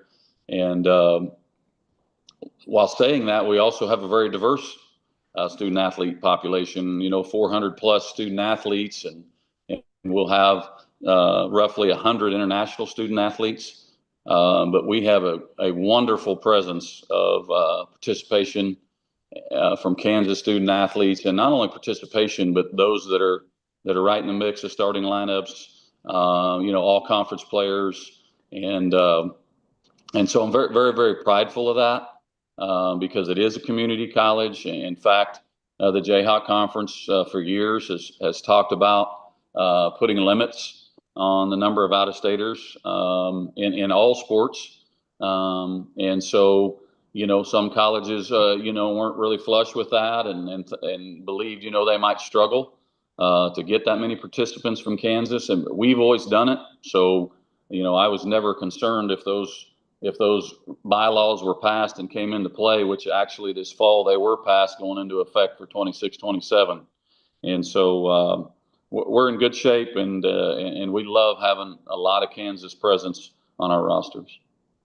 Is that something that the Jayhawk Conference has brought back? I feel like I remember that being a topic in the independence season of Last Chance U, where they had maybe lessened that or allowed more out-of-state athletes at one point?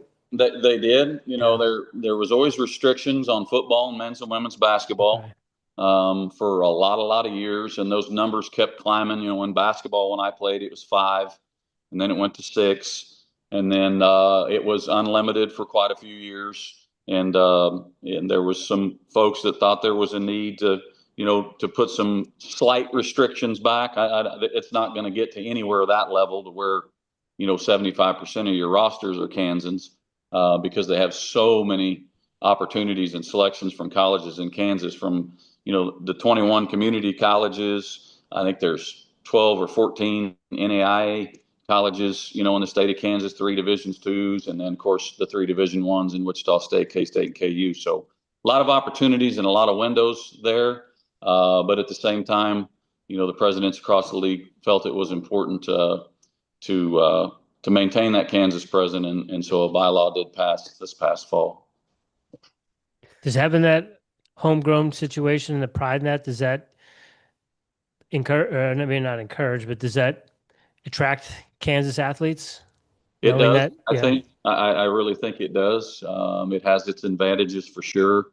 I think you also get a lot of, while we get very good support locally, I think when you have student athletes from the state of Kansas that they can,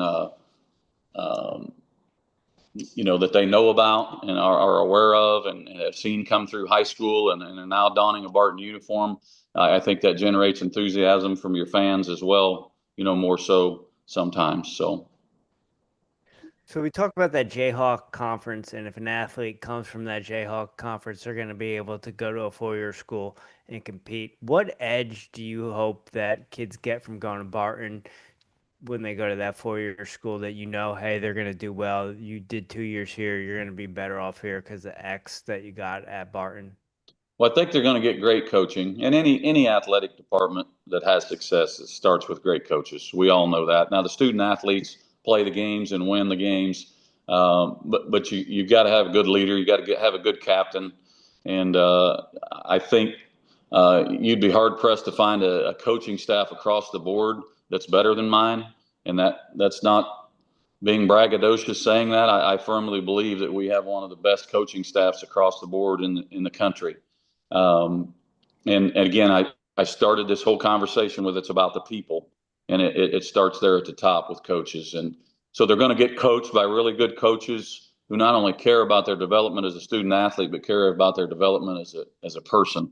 You know, we have 3 pillars at Barton that we live by, and that's what we want to socially develop, or we want to develop student athletes athletically, academically, and socially. And our coaches firmly believe in that mission. And I think to your question about, are they prepared to go on and be successful at the next level, with those 3 pillars in mind and that mission in mind, they're getting a well-rounded experience here at Barton that bodes well for them in the future, wherever they choose to go. What are you most proud of your accomplishments as AD at Barton in your time there? That we've been very, very successful. And again, I'm very, very fortunate human being in the position that I'm in as athletic director at Barton.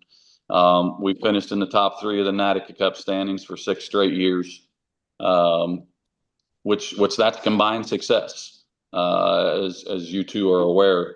And that makes me really proud. You know, I think there's a lot of colleges, whether it's community colleges, NCAA, NAIA, that hang their hat on a few programs. And as long as they're successful in their programs, those specific programs, you know, everybody feels pretty good about it. We've been very fortunate that we've been successful in almost every program that we offer. And again, 23 of them in my 14 years at Barton. So that's probably what I'm most proud of, is the consistent success across the board with our sports. You know, we talk about when you're a head coach or a director of a program, it's a lot more about than just the X's and O's, and you have to run a business. And taking that a step further as an athletic director, you're really running a business. What are your favorite aspects of running the Barton County Athletic Department? I go back to that word people, and that's why I'm in this business. If you don't like connection, and you don't like, you know, the social aspect of of athletics and all the wonderful things that athletics can bring to someone's life, whether that's a student athlete or a coach, and my place as an administrator or a fan. I love the connection that I have, but I heard Shane earlier talking about, when you've got that many sports, by the time you figure out all the names and put the faces with the names and all the programs and stuff, they're gone. So I miss the closer connection that I had as a community college head coach. But I get that connection with the coaches and the programs and the student athletes, and I love watching them grow. Another analogy that I use, and I think our coaches do a really good job. I've always believed that if you take student athletes and you just call them oranges, and we know oranges are full of juice, right? It's the coach's job, it's my job, it's everybody's job at Barton. We talk about hoping they have a good experience and putting them in place to have a good experience, but let's squeeze every bit of orange, every bit of juice out of that orange that we possibly can. And again, I love watching that process and watching student athletes grow. And again, it was my own team with a basketball program when I coached, and now I kind of get to see it on all different levels and aspects in the 23 programs that we have here. Talking about those 23 programs, as I mentioned, Jimmy and I are both former wrestlers. Jimmy was an All-American at Middlesex Community College. We know you have a men's wrestling program. Is there any chance we can talk to you into right now adding 24 and getting a women's program up and running? Well, that's a great question. Getting a call here, fellas. Can you still see me? Yes, sir. Yes, sir. That's a great question. And there is no doubt we will be adding women's wrestling at Barton in the very near future. We've had some facility challenges that have kind of kept us from adding women's wrestling. But as you both know, it's a transcending sport across the country. It's become very popular here in Kansas in our high schools. And there are more and more community colleges adding women's wrestling, and we'll be in that mix for sure. Excellent. Also one last one I got for you. Coming from New Jersey, there's definitely hotbeds of certain sports, depending on the region of the state that are more dominant in certain sports than in others. Is that similar in Kansas? Are there hotbeds for certain sports, or is it well balanced across the state? There's a lot more balance than there used to be. Mm-hmm. Kansas was kind of a hotbed for football and basketball players. And I think Kansas has become a whole lot more diverse in terms of quality student athletes who can come to a community college program, a Division II, Division I in the state, and help a team be successful and win. So it's been great to see that. And again, much more to your question, much more spread out than it used to be. Yeah. Sport to sport. Trevor, is there anything about Barton Community College that we haven't spoke on that you want our audience to know? Well, I talk about support, and that's key. And I've heard some of your other panelists, visit about, and I talked about, the administration, the board of trustees. There has to be a belief, and there has to be, I call it, proof in the pudding. We want to be successful. We want to develop great student athletes and turn them into better people. But you have to support that, financially, from, operational, from scholarships, facilities is a big part of the recruiting game, as you both know. I'd be remiss to say if I didn't talk about donors, and I've heard some of your other panelists talk about that. We've got some very big facility renovation projects going on right now to the tune of about $7 million. And over half of that is from private donors. And so, again, that's just part of our support system, our loyal fans and our donors who support our athletic programming. And it all takes that village to develop that culture and make it all work if you want to be successful. Amen. Rich, we always hear that when we talk to good coaches, people. It's all about the people you surround yourself with. People and relationships. Without a doubt. Yeah. Trevor, thank you so much for your time. Man, the more and more we talk to these Jayhawk Conference colleges, Rich, the more I want to go check it out. We got it. You come out and see me. We'll we'll have a steak dinner. We might have to go to the food service there at Hutch to get a good meal. The way Josh is talking, but we can get together and hang out. And I'd love to show you our campus and our facilities is second to none. It's a great place, and again, I'm very fortunate to be there. Yeah, it would be nice to see some different parts of Kansas other than driving on I-70 or I-35. So we'll have to take you up on that and maybe do a Jayhawk tour in the fall or something, Jim. Shoot me a message, Amen. shoot me a call. I'd be glad to have you guys. We'll put you up and we'll hang out. Well, we appreciate that. Trevor, you have a great rest of the summer. Enjoy it. I know the calm before the storm, before the athletes get back on campus coming up here pretty shortly. So enjoy what time you have before everyone gets back, and we'll be rooting for you come fall. Hey, appreciate the time, fellas. And again, very glad to be a part of this tonight. It's an honor and a pleasure. Thank you. Okay, take care, fellas. Take care. Have a great night. You too. So, Rich, we don't have anyone waiting for us. Our first guest that he had a family issue arise. Was trying to do double duty when we were talking to Trevor and actually be a co-host to you as well. No worries. No So, worries. if you want to keep on talking, I can try to do a double task. But so far tonight has been a great experience. Some great coaches. Or ADs, I'm sorry, and the more and more we talk to these Jayhawk conference coaches, man, the more and more I'm getting those last chance U vibes and want to go check out what it's all about. Yeah, I mean that's we talk about it all the time offline, but I think just we've got a lot of opportunities and a lot of people have opened their doors to us. It's just a matter of us getting in the van and going to see these places, getting some.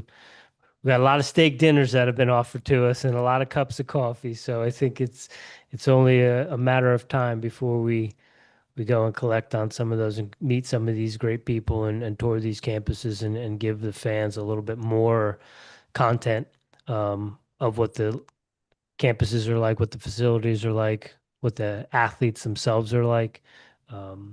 Yeah, there's a lot of great things going on in the junior college system, and it's fun to connect with these people. There's a lot of stories out there other than what's going on in the Power Four. Yeah, and learning about some other sports that give student athletes opportunities. That rodeo, want to check out a rodeo. We got some rifle in there. And the more and more we talk to people at some of these colleges with some emerging programs, you see these esports coming up across the board. You see it with the Yeah. NJCAA, see it with some of the top JUCO programs. I'm curious to what that is about. I'm curious if that's what they kind of lump everything that's not an NCAA. Did I say that right? NJCAA. NJCAA. I saw it in my head, but it didn't come out of my mouth the right way. But yeah, I'm just curious to what that's all about. And I guess participation is key across the board with all these sports. Yeah, I mean, I would imagine it seems like too with the Division One programs, a lot of the students that are living on campus are actually within the athletic department. So it's got a like Trevor said, it's kind of like the athlete village, at like an Olympics or a World Championships where all the athletes are there for the same reason and keeping each other in check and building a great community and a great culture. Absolutely. Give me a second. I'm still trying to put this fire out to see if we can get these other two guests on. Well, I don't want. I mean,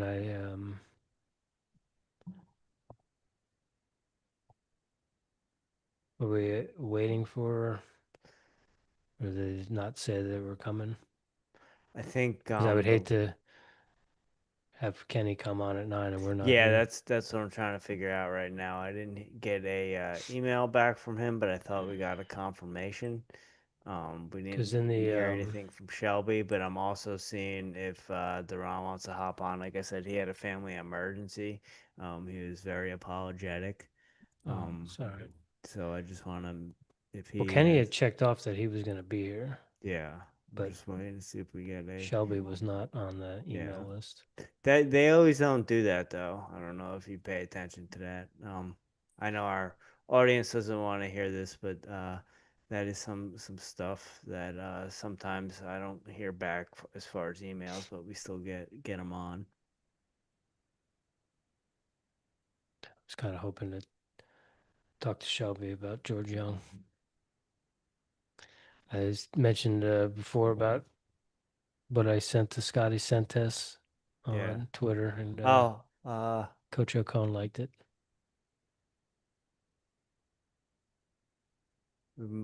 Got Trevor coming back in. Trevor, come back on. You guys want to talk some more? I'm listening to you with your technical challenges. Let's talk some more. Yeah, thanks. I don't know where Shelby's at. I don't know Shelby, but I do know. I talked to Kenny today, so I know Kenny's planning to come on. Man, Trevor, you put out a fire for us. I appreciate you listening. That goes a long way with the Airey Bros.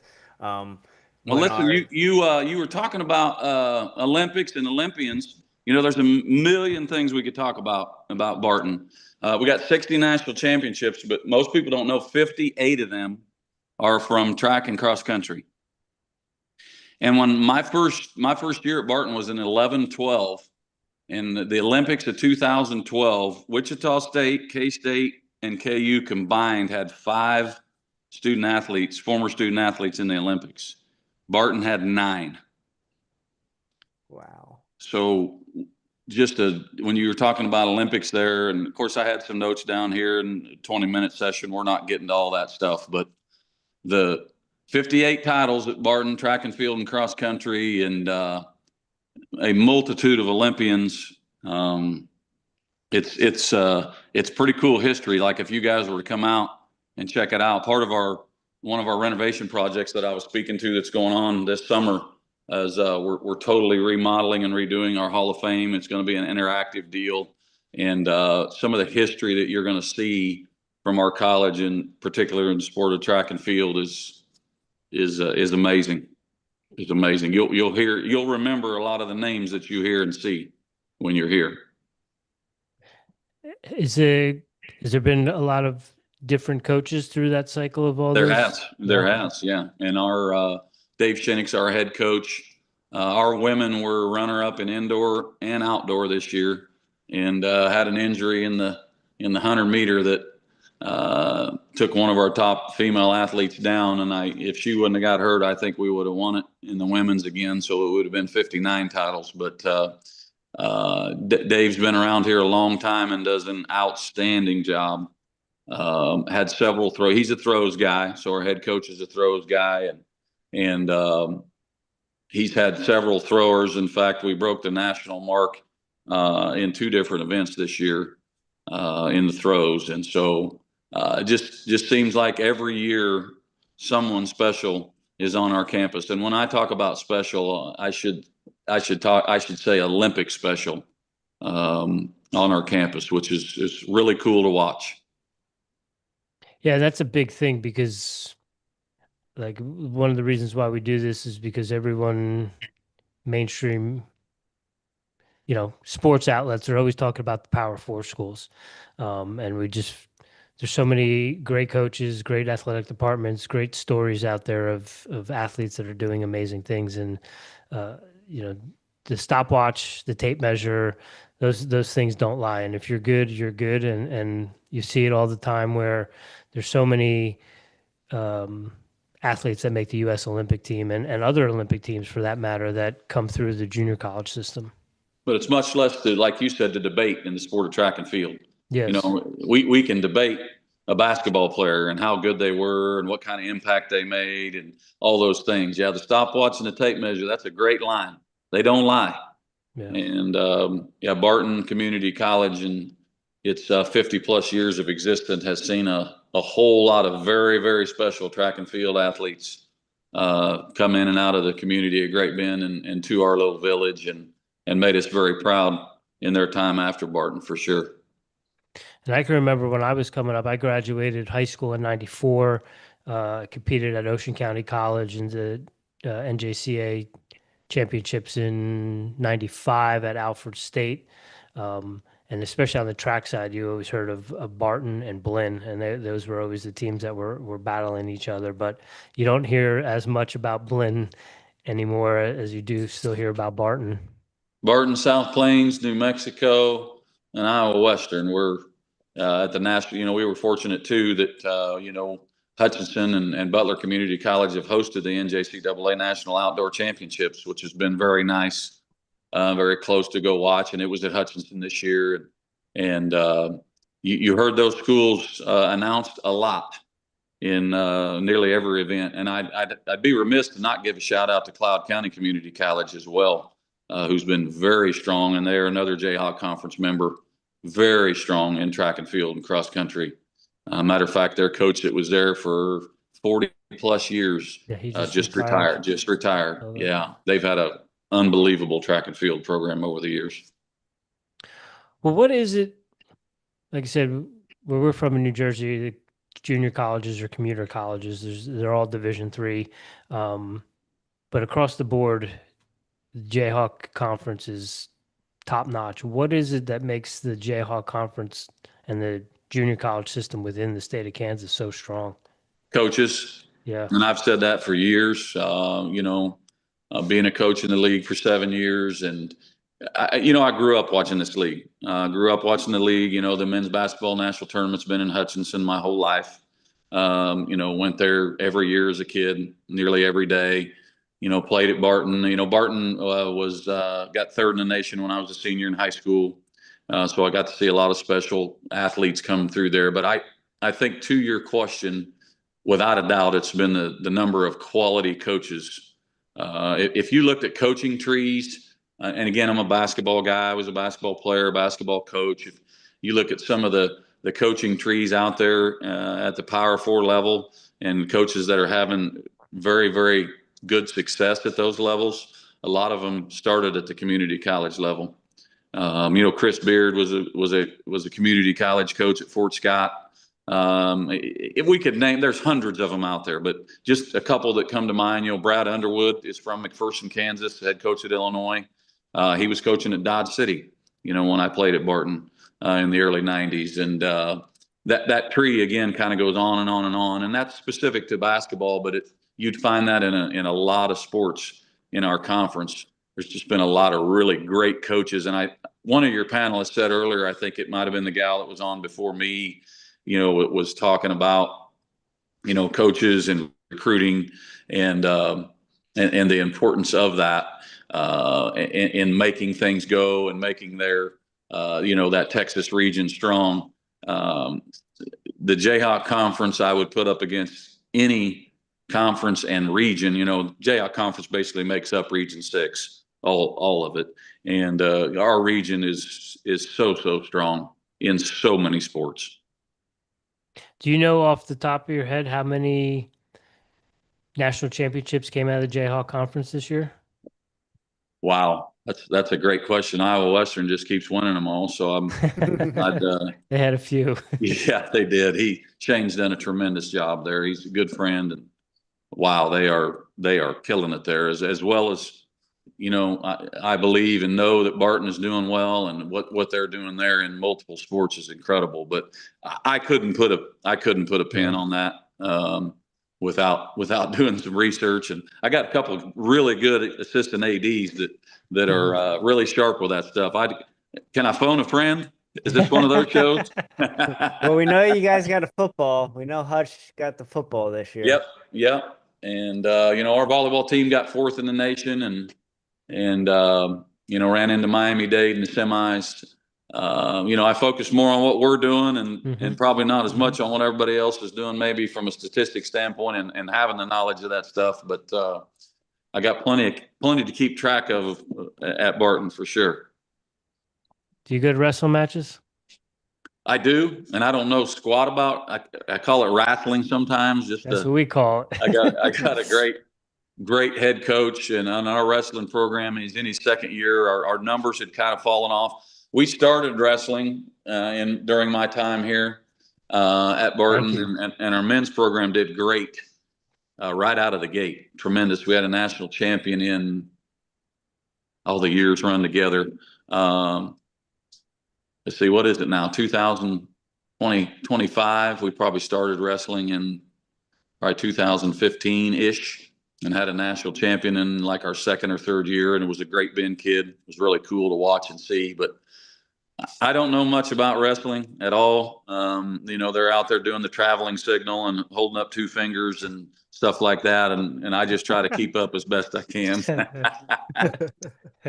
All I know is that if you're a wrestler, you are the most disciplined, one of the most disciplined human beings on earth. What those young men and young women have to go through in terms of making weight and, discipline in their diet and all those kinds of things. There's no way I could have adhered to anything of the sort as a student athlete. It certainly adds another dimension to being a student athlete. That's for sure. Without question. Trevor, thank you for saving my butt, for helping Rich and I with some dead air. We got Kenny, who's been patiently waiting. Sweet. I don't want to take Kenny's time up for sure. He's a good man. So thank you so much. We are even bigger fans because you saved our butts for 20 minutes. So thank you, sir. I enjoyed it, and I'll enjoy listening to your conversation with Kenny here. You guys are doing great things, and again, appreciate it. Kenny, you kill it here, all right? All right, will do. I'll have to pick up the baton from you. I'll try. All right, my man. Thanks, guys. Thank you. All right. Let's finish her off, Rich. Let's give Kenny his intro. All right. Kenny Hernandez joined us from Colby Community College, the Trojans. He was hired in 2023. He brings a background in media, coaching, student-athlete support to his role at Colby. He's a rising leader in the NJCAA. He brings fresh energy and communication savvy to Colby program on the rise. Kenny, how are you, sir? Thank you for joining us this evening. It's an honor and a pleasure to have you with us. Welcome to the show. I'm doing well. I appreciate you guys having me. Yeah, it's awesome. We, as I mentioned, if you haven't been listening, but Jimmy and I are both junior college athletes. Jimmy was an All-American in wrestling, myself in cross country at the Division III level. A little bit different for wrestling, but we are big fans of the junior college system and all that provides for student athletes. And so anything we can do to help grow the information, get the information out there about these programs, because I think where we're from in New Jersey, there's a little bit of a stigma around being a community college or going to a community college or a junior college, where in places like Kansas and Iowa and different places, it's a completely different ballgame. And we just want student athletes to know that there's a lot of opportunities out there. And if you're willing to be a hardworking student athlete, we can find a place for you. Oh, for sure. I'm pretty similar with that as well. I come from Minnesota originally. Okay. And a lot of D3 JUCOs in Minnesota as well. And a very big stigma up there too about going junior college, because there's a lot of D3 opportunities, NCAA D3 opportunities in Wisconsin, or going down to Illinois or Iowa. But if you go D3 JUCOs, a little bit of a stigma there too. So I understand that. Yeah, we just want kids to know that there's a place for everyone, and I have to let go of that stigma. But at the same time, I didn't know until we got to nationals that it's like, oh, you can go to a junior college and you can live on campus and do all these different things. And so it's always just been fascinating to us. And so we're coming from wrestling and cross country backgrounds, but we've had a lot of coaches in those sports from the community college to talk about those things. And we did a couple roundtables with track coaches, and we thought we'd do the same with athletic directors. So we did the NAI in Division II last night. And so tonight we're doing a roundtable with the community college athletic directors that are at the top of the heap across the board with their athletic departments. Yeah, no, I appreciate that. And I think more eyes that we're able to get in the NJCAA space and understanding, what the day-to-day is from a student athlete perspective, from coach's perspective, and from the admin perspective. I mean, it's a grind, and it's a lot of fun too. Absolutely.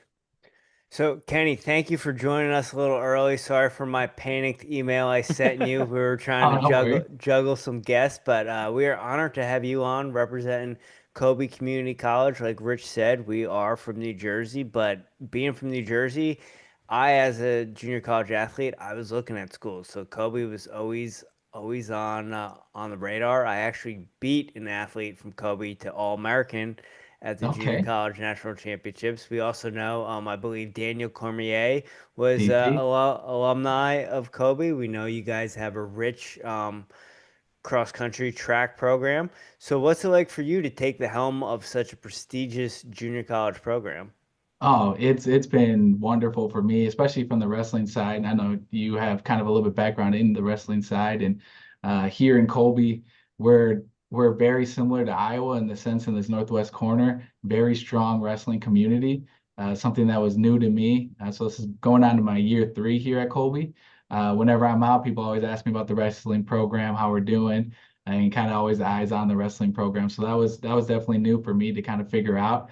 Similar to Trevor, don't really know what's going on during the wrestling duels, during the matches, but it's a lot of fun, high energy, and great to see them out there competing, to see kind of what they've been working on. I always joke with my wrestling coach whenever practice is happening, I can't stay too long because I always think something's going to happen the way that they're just throwing each other or the weird kind of the position that they put them in. I'm like, all right, something's going to happen. I got to step out.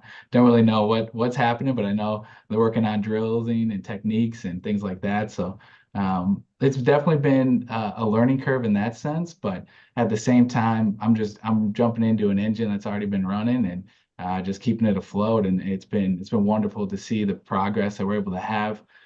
Similar to kind of what Trevor talked about, the coaches that have been here for so long, and also the coaches that come in understand what it takes, the effort that needs to be had, and the day-to-day grind.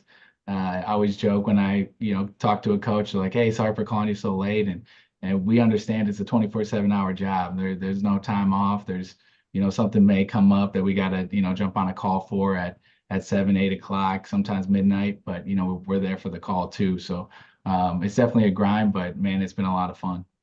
So you mentioned some of those seasoned coaches that have been there. Were they, when you came in, were they kind of helping you as far as like, hey, you need to do this here, you need to do this there? Were you going to any of them like, hey, what do I do here? Oh yeah, especially early on, just kind of figuring out the lay of the land, specifically with their programs, what works for them, what has worked, and not putting something in place that is going to deter their leadership already or things that they already have set in place. So making sure I communicate with them early on, just kind of figuring it out. And then obviously for me, seeing ways that we can improve too. So understanding where, having real conversation with them. Hey, what are your strong points? What are your weaknesses? Okay, let me help you with your weaknesses. And it's not an attack on them or attack on their leadership or anything like that, but just understanding where I can come in and help the program and lift it up to the next level. Katie, you're coming from started as a broadcaster, correct? And communicator in the Correct. NJCAA. How Yeah, is that? play-by-play. How has that shaped you in your background? How has that shaped your approach to athletic director? A lot of times we have talked to some athletic directors in the NAI and Division II that are coming from the administrative side, not necessarily having been in the coaching side, but the coaches, athletic directors we spoke to tonight have all been coaches in certain different sports. How has your approach been coming in as coming from from an administrative side of athletics? Yeah, so coming from play-by-play, I had a really unique opportunity. My brother was actually the head coach of the men's basketball team, so that I traveled with for 3 years. I did play-by-play for men's and women's basketball at Wilson State College, another NJCAA Division One program up there. So I got to understand the day-to-day behind the scenes, not just showing up in the gym when it's game day, but also getting to see them in practice or seeing them outside, going out to eat with them, the hotels we stay at, the practices before leading up to the actual event. So really understanding the student athlete experience through the play-by-play perspective, not fully invested or engaged from an admin side where, I had a say on where we're staying or where we're eating, but still being able to understand those decisions and why those are being made, or traveling on the bus. It was up there, we were traveling 6 hours for conference games. And so understanding, if the road condition's bad, what that looks like from being on the bus and now being here in the admin role, the roads are bad. Okay, I know what that feeling's like being on that bus, and having that perspective and be able to communicate that with the coach and also with the bus drivers. Hey, it's a kind of up to me and you to kind of come up with this decision. But if you're saying the roads are bad, I'm not on the bus with you. Let's pull over and get somewhere safe. So that's kind of what I've kind of taken from that experience, is more or less the behind the scenes, the day to day, Game days are always so much fun. That's one of my favorite days are always game days, getting out there and seeing them compete. And that was a great thing that I could have with the play-by-play perspective and building those relationships with student athletes too, being kind of a third party and just being a play-by-play analyst. And now being an admin role, we have a lot more serious conversations, but at the same time, being able to build those relationships beforehand and still have those serious conversations when needed. Have you used your background as a broadcaster and those sorts of things to help with the SIDs and getting the social media and using that sort of stuff to bolster the social media presence? Oh, for sure. So before we actually just hired an assistant athletic director a month ago now. Started in January or in June. And so my first 2 years, we didn't have an SID. So I was doing all the SID work as well. So social media, I had a staff of student workers that I implored to help me with that on the day to day. But I was doing the programs. I was also doing the PA work for our softball team. They got upset when I wasn't doing the PA, but I kind of tell them, hey, there's other things that come up that I have to deal with as well on the day to day. Can't just be out there at 1 o'clock on a Wednesday every day for it. I tried. And so it's been really great in that aspect. And then also finding out students' interest in doing PA work or doing media, such as podcasting, such as this as well. And, being able to give them some guidance on, how Adobe works, how you can, record and how you can edit. And, if you want to put it on the radio, obviously it's got to be clean and, cut for commercials and do that as well. So having some media background there has helped with those on a day-to-day. And then obviously too with writing scripts or for our PA announcer, doing pronunciation guides as well has kind of helped with that media side. Can you give some of those pronunciation guides to Jimmy? He needs a little help with sometimes. Oh, mine are pretty rough too. The team always makes fun of how I write it out or how I kind of sound it out. They're like, that's not it, but we try. Yeah, Oh, so you're doing like the phonetic like approach to certain names?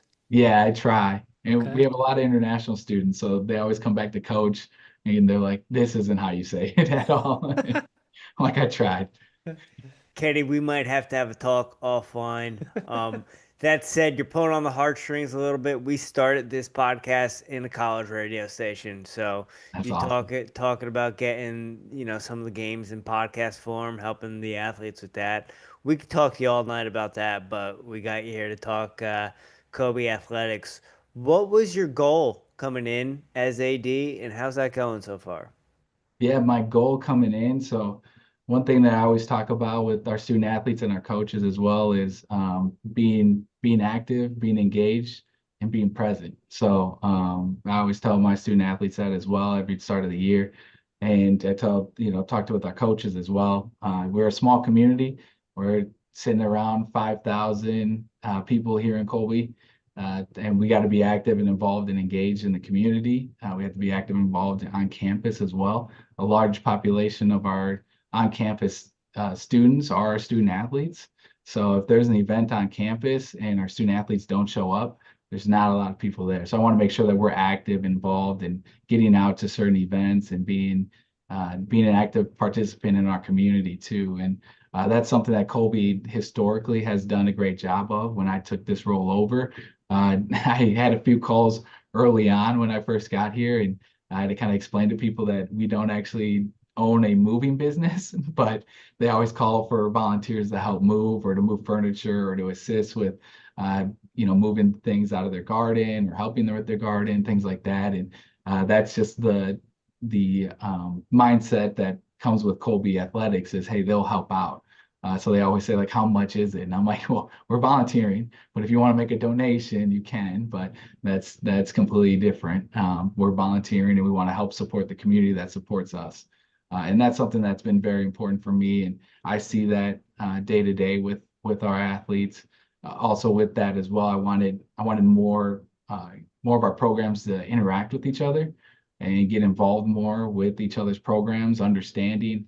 I know you guys talked a little bit about rodeo earlier, understanding what rodeo is what's going on with rodeo and also what's going on with volleyball this week, or what's equestrian, what's going on with equestrian this week.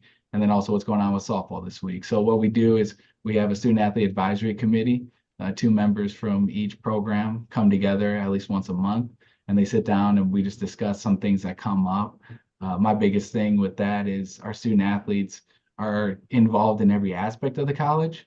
So if there's something that's going on with the dorms, with a class, with the bus situation, hotel stays, more or less it's going to affect somebody else on campus too. So if we're able to kind of get in front of that, it's probably going to cure up a lot of those situations or anything that is coming up for other students too that may not be able to have that voice. So being able to do that also gives them a chance to intermingle, get to know each other, and kind of build that culture on campus of, instead of being siloed just to your program or to your team, now you get to know what else is going on around you in other programs and other teams. Well, I don't have to do the sales pitch because you guys just launched the women's wrestling program, but you also had the equestrian team that cracked the top 10. How do you balance supporting kind of the legacy sports, but also trying to grow the emerging sports and some of the, like you said, the rodeo and these unique sports as well? Yeah, it kind of goes back to my core strengths. So Strength Finders, I did that a couple years ago now, and my top one is includer. So for me, I want to make sure that everybody feels included, and I want to get out, and it's just part of my DNA to get out and get a feel for each program and figure out what's going on with each program. And that's practice, that's seeing them out at different events, talking with them when I see them here on campus, and then also getting with the coaches. So what I've done now is I set up bi-weekly meetings with all my coaches. So we meet every other week. And it'll be at 30 minutes we book it for 30 minutes, but it's expanded out to an hour until the next meeting with the next coach. So if it is a longer meeting that we need to have, we can, but otherwise just 30 minutes. And I leave it up to the coach to kind of direct that. And then also I can ask questions and kind of figure out what's going on with the program. How can I be there to assist, or how can I be there to help? And so obviously Monday to Thursday or Wednesday, some weeks, my mornings are more or less just meetings, but that's important for me to know what's kind of going on and have that time for my coaches to have a conversation with me and sit down and we can just talk about what's actually happening. Yeah, we talk to a lot of coaches, directors. It's more than just X's and O's, especially as when you're running a program, you're a CEO of a business. And as an athletic director, you're taking that even a step further and being the CEO.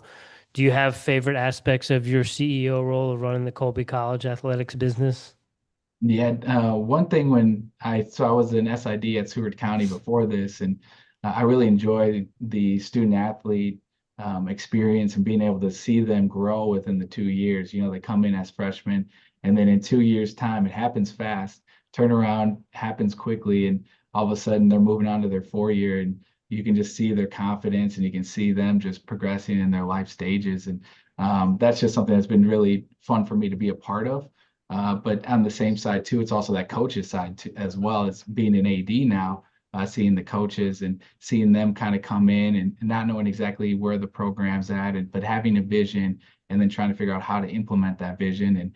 And for me, it's to assist them, their vision for the program, their idea and how they want to get there. I need to be there to help them along that path for their vision to get there to be successful in the program.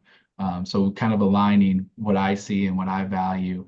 And that's during the hiring process too, when finding the next coach and seeing if they align with what we have established within the program, within the department, within the institution, and then obviously with our community as well, and building that from the start and seeing their vision and grow and being there to support, help them whenever need be, and being accessible as well for them.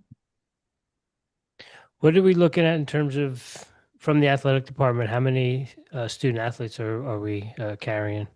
So with the addition of women's wrestling, we'll be looking at around 230 to 240, kind of depending, student athletes, and that's including our egg sports as well.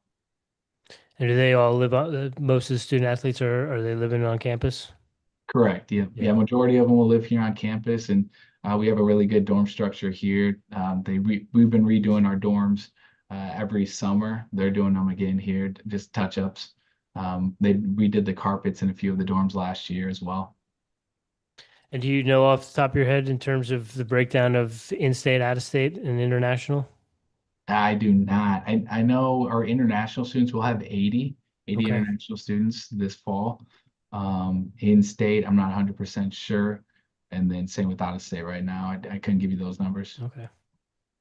Kenny, is there anything about Colby Community College that we haven't touched on? You got a kid like me back in Jersey. They're Googling junior colleges. They see the rich history of Colby Community College. What do you want people to know? I just want people to know that the Colby Community College, our campus culture is phenomenal. But people here are great. Do you see longevity across campus, not only with our coaches, with our staff and faculty, with our admin staff as well, and then our students. Our students, when they leave here, I hear a lot of student athletes say, "Hey, I wish this was a 4-year institution. I wish I could stay here longer." They grow a bond not only with the campus, with their friends and colleagues, but also with the campus too, and with the community. The community is heavily invested in the college, being a small town. Kind of have to be. We overlap quite a bit, and they invest into our student athletes. And so when you have that connection from all levels, it just creates a home environment that the students want to be a part of, and they want to be here for a long term. And seeing that since I've been here has been wonderful. You mentioned that small town atmosphere. I love how you have little old ladies calling up, seeing if you have someone that can come pick their weeds. I think that's amazing. What do you have to look forward to? What do we have to look forward to in 25-26 seasons coming up? Yeah, 25-26. I know you talked on it. Women's wrestling starting this year. Really exciting to kind of get that off the ground and running. Again, our community here is heavily invested in wrestling, so it's going to be a big time events for us to host tournaments here at the event center. Our event center here close to campus. It's right off of College Drive here, and it's one of the best facilities for us to host home events. It's a very large event center space for everything else. I mean, our volleyball team just finished third last year at nationals. We lost to the national champions in the semifinals, Florida Southwestern, and got third place there. So looking to turn around. We have 2 All-Americans coming back in that front as well. Men's basketball finished 6th in the Jayhawk, and that's not an easy feat, especially in the men's basketball space. It's one of the best conferences in the nation, and so we finished in top 6. That was really good for us to get there and host a home playoff game as well. Women's basketball, they upset a Cloud first round of regionals, went to Hutch, had a chance at Hutch. That's a tough arena, especially when you're the road team in regionals and playoff play, but fell short there. And there's a lot of great things happening. Softball or baseball, our baseball team hosted first round regionals here as well. And Coach Carter got Jayhawk West Coach of the Year. We had MVP for the Jayhawk West and All-American Isaiah Padilla, moved on to Division I school. And we also had Freshman of the Year, who's returning next year for the Jayhawk West as well. And softball reloading again, made it to the quarterfinals of regionals in Dodge City last year, looking to go back to it. So there's a lot of great things happening. It seems like it's all moving forward and we're progressing year after year, which is really fun to be a part of and see. And again, I think that culture of seeing positivity and seeing the growth across other programs, it just thrives other programs to get there too. And the belief is there too for other student athletes when they get on campus that success is possible right here. Yes, success breeds success. It's all about that winning culture, and it's awesome to hear that everything is moving in the right direction. I'm sure the athletes across the board support one another, and that's a beautiful thing, and that's it's tough to beat. And I know it's tough in that Jayhawk conference to be competitive. It's across the board, no matter what sport it is. If you're doing well in the Jayhawk conference, you're probably doing well on the national level. Oh, most definitely. And that's what I always tell our coaches too, is man, this is a dogfight through conference play, year in and year out. It's a dogfight, and it's a lot of fun too to be out there and competing at a high level. I mean, we see a lot of great players, a lot of great plays happen throughout the year, and it's just a fun atmosphere to be a part of. Jim, we're gonna have to Do a Jayhawk conference road show. For I'm in sure. between the competition and the cafeteria food. Let's go, Rich. I'm ready to check it out. Heck yeah. Kenny, thank you so much for hopping on with us a little early. Sorry for that panic email I sent you, but Oh, no worries. we appreciate your time and thank you so much. Can't wait to follow Colby going forward. Yeah, no, I appreciate it. Thank you for having me. Absolutely. Go Trojans. Yeah, go Trojans. Let's go. Enjoy the rest of your summer, Kenny. I know it's going to come fast and furious pretty soon with athletes coming back on campus. So enjoy a little bit of what downtime you have left, and best of luck in the fall. Yeah, thank you. Yeah, we got 3 weeks and we're back to it. All right. Well, have fun. Enjoy. Yeah. Thank you, guys. Take care, Kenny. All right. Thank you. Richie, you good for one more? Or we got a call. Let's do it. Is he in? All right, he's in, yeah. You want to start introducing him? All right. Yes. Last but certainly not least, Deron Clark, winner of the 2025 NJCAA Appreciation Award, has led New Mexico Junior College to 17 national championships and 17 runner-up finishes, consistent top-tier rankings during his 9-year tenure. He's a builder of both programs and people. Coach Clark has expanded New Mexico Junior College offerings with 4 new sports and helped host multiple national championships. Without further ado, Coach Clark, it is an honor and a pleasure to have you joining us this evening. We do appreciate your time. Thank Welcome you. to the show. Well, I appreciate it. Thanks for putting this on. I appreciate your interest in junior college athletics. Absolutely. Jimmy and I are both junior college alumni. We are both junior college All-Americans, myself in cross country in 1994, and Jimmy in wrestling, I believe, in 2008. Yes, sir. What institutions? I ran cross country for Ocean County College in New Jersey, and Jimmy wrestled for Middlesex Community College in New Jersey. Nice. Nice. Well, congratulations, gentlemen. Thank you. Yeah, anything we can do to help get the word out about the junior college experience and the benefits that it can provide for student athletes, we're here to help and grow those opportunities for people. For sure. For sure. Before we get underway, pardon my ignorance, sir. I have a hard time with reading sometimes. Is it Deron? Darren? Darren. There you go. You were right, Jim.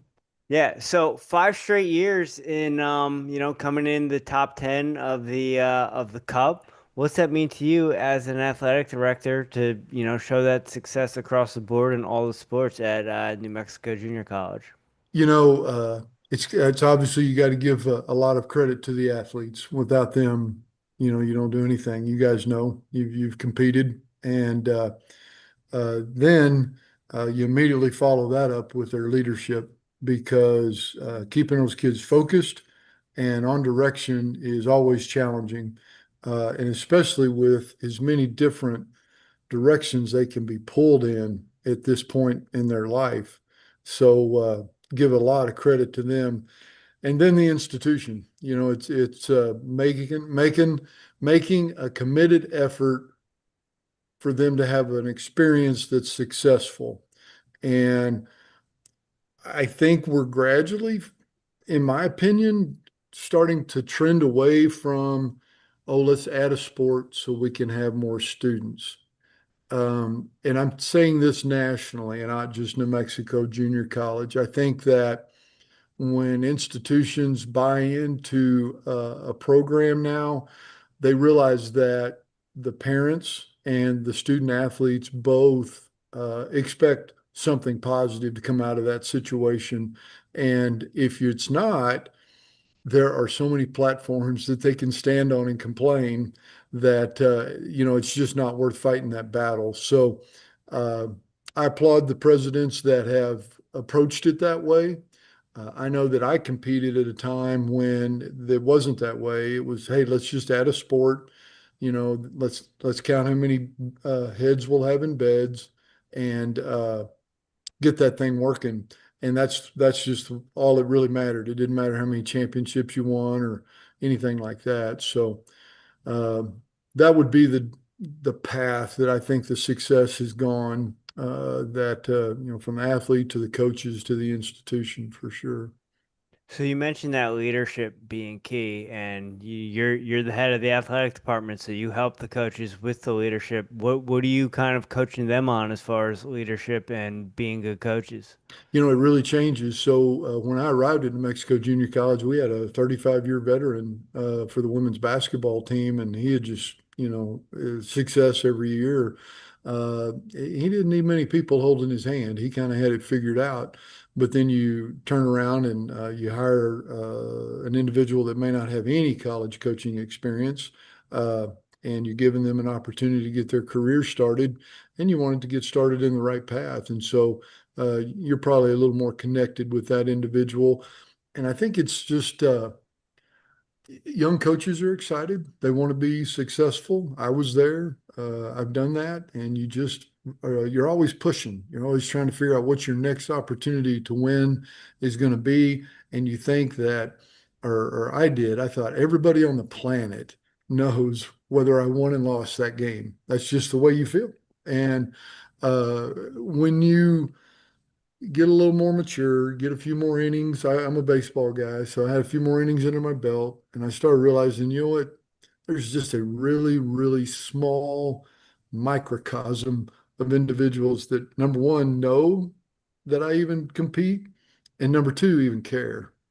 And if I can focus on that group and make sure that that experience is what they want it to be, then I've done a little bit better job of being successful. So uh, I just kind of had to channel my energy in that direction, try to talk those guys off of the ledge some days, say, hey, it's going to be okay. I know you got beat by a lot last night. Hey, we got to recover. I remember I'd been here, the first month. No, it was the second semester, and we played South Plains, and they were ranked, and they beat us by 50 men's basketball. And I went in the next morning, and I was just going to try to ease the pain of my coaches a little bit. And I said, hey, we'll be all right. We got another game Thursday. Hey, just keep your chin up. And I didn't do any good. I'll just tell you that they were their dauber was in the dirt, and they were young fellas. It was the head coach's first season, and he was just trying to, get his mind wrapped around how in the world he could get beat by 50 points. So, yeah, the emotions, the range of emotions that impacts coaches and their maturity levels, it really varies, and it varies by the years of experience. And in junior college, we don't get very many of those 35-year veterans. We're usually breaking somebody in. Deron, you mentioned that young coach full of P and V, and your seasoned athletic director. Do you see that from a mile away? And do you know when you bring in that young coach, maybe a year or two in the experience, that's going to be part of the mentorship? Yep. And I repeat over and over and over until they finally start. As I said, you got to listen to me. You got to listen. And they don't at first, and I don't expect them to. And I don't give them earth-shattering information. It's just little stuff like, hey, yelling at the officials is not going to change the outcome of the game. Uh, Yelling at your own athletes in the middle of the game is usually not a positive outcome. Figure out when the right time is, figure out what the right reaction is going to be, and figure out how to motivate the kid for the best performance that he can get out there. And if you're in his head, then he's probably not going to perform well. And like I said, they're not going to listen for a while. They've got to kind of go through the process themselves, and in most instances fail a little bit, and then they're a little more receptive. And it's fun for me to see that evolution because I if you've ever coached, you've been through it. You don't jump into this pool on the deep end and immediately know how to swim. There's a you got to figure out when to get into the life raft and when to take it on your own and start treading some water, and getting them to relax and just enjoy the process. Too many times, and I know I did this, is that you take the fun out of it for yourself. And as soon as you take the fun out of it for yourself, you take the fun out of it for the kids. Man, Darren, I wish I would have had you as an athletic director, as a young coach, because those are hard lessons to learn coming up. That it's not always about the wins or the times or the state championships or how many things you could put on your resume. And now when I coach kids, it's more about, hey, I'm here to make you a better human being. Yeah. And if we win some wrestling matches or we run some fast times on the cross country course on the track, well then that's gravy. But really, my number one job is here to make you a good human in society. Yep. Yeah, we all strive for that. And once we figure that out, we all, I'm blessed. I've got a group of mature people working with us right now, and that's the way I define them. I'm not going to tell you they're the greatest coaches on the planet or anything else, or they run an offense or a defense that's just phenomenal. They're just quality individuals that truly care about the kids. And our men and women's basketball team was recognized by the Chamber of Commerce for having the volunteer teams of the year this past year. And even though we've won the cup 5 years in a row, or been, sorry, in the top 10 5 years in a row, that said more for the city of Hobbs and the institution than any of the other recognitions we've earned. Talk about Hobbs. Where geographically, where are we in New Mexico? What's the community like? Is it a big support within the community for the student athletes? So we are right in the middle of the Permian Basin, which is the largest oil field in the world, and we are 2 miles from the Texas border. Okay. And to our east, we are in the far southeast corner of New Mexico, right in the middle of the desert. And yes, there is a lot of support just for the youth in our city. Starts at the high school level and works its way up. We have to gravitate. We're in an unusual situation. We recruit a lot of international kids. We've had 41 countries recognized in our program.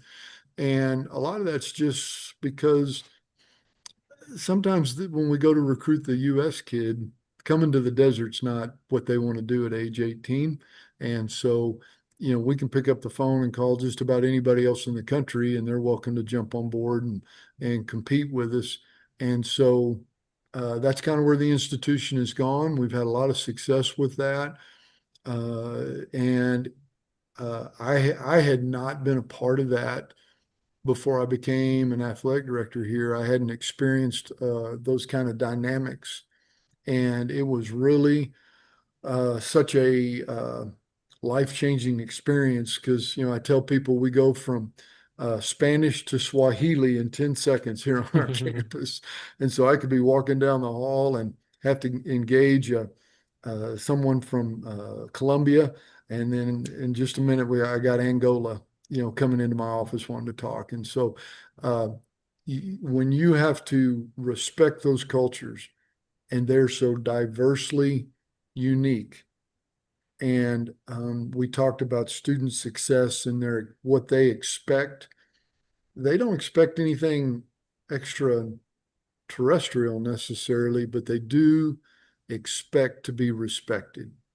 And if you don't understand that, when they walk into your office, you'll scare them off, you'll piss them off, or you'll run them off. And so I've had to learn that and learn to engage them and get them to teach me. I just break down and say, all right, what is it you're having problems with? What can we do to help you? And why are we in this situation, whether it be academically, athletically, emotionally?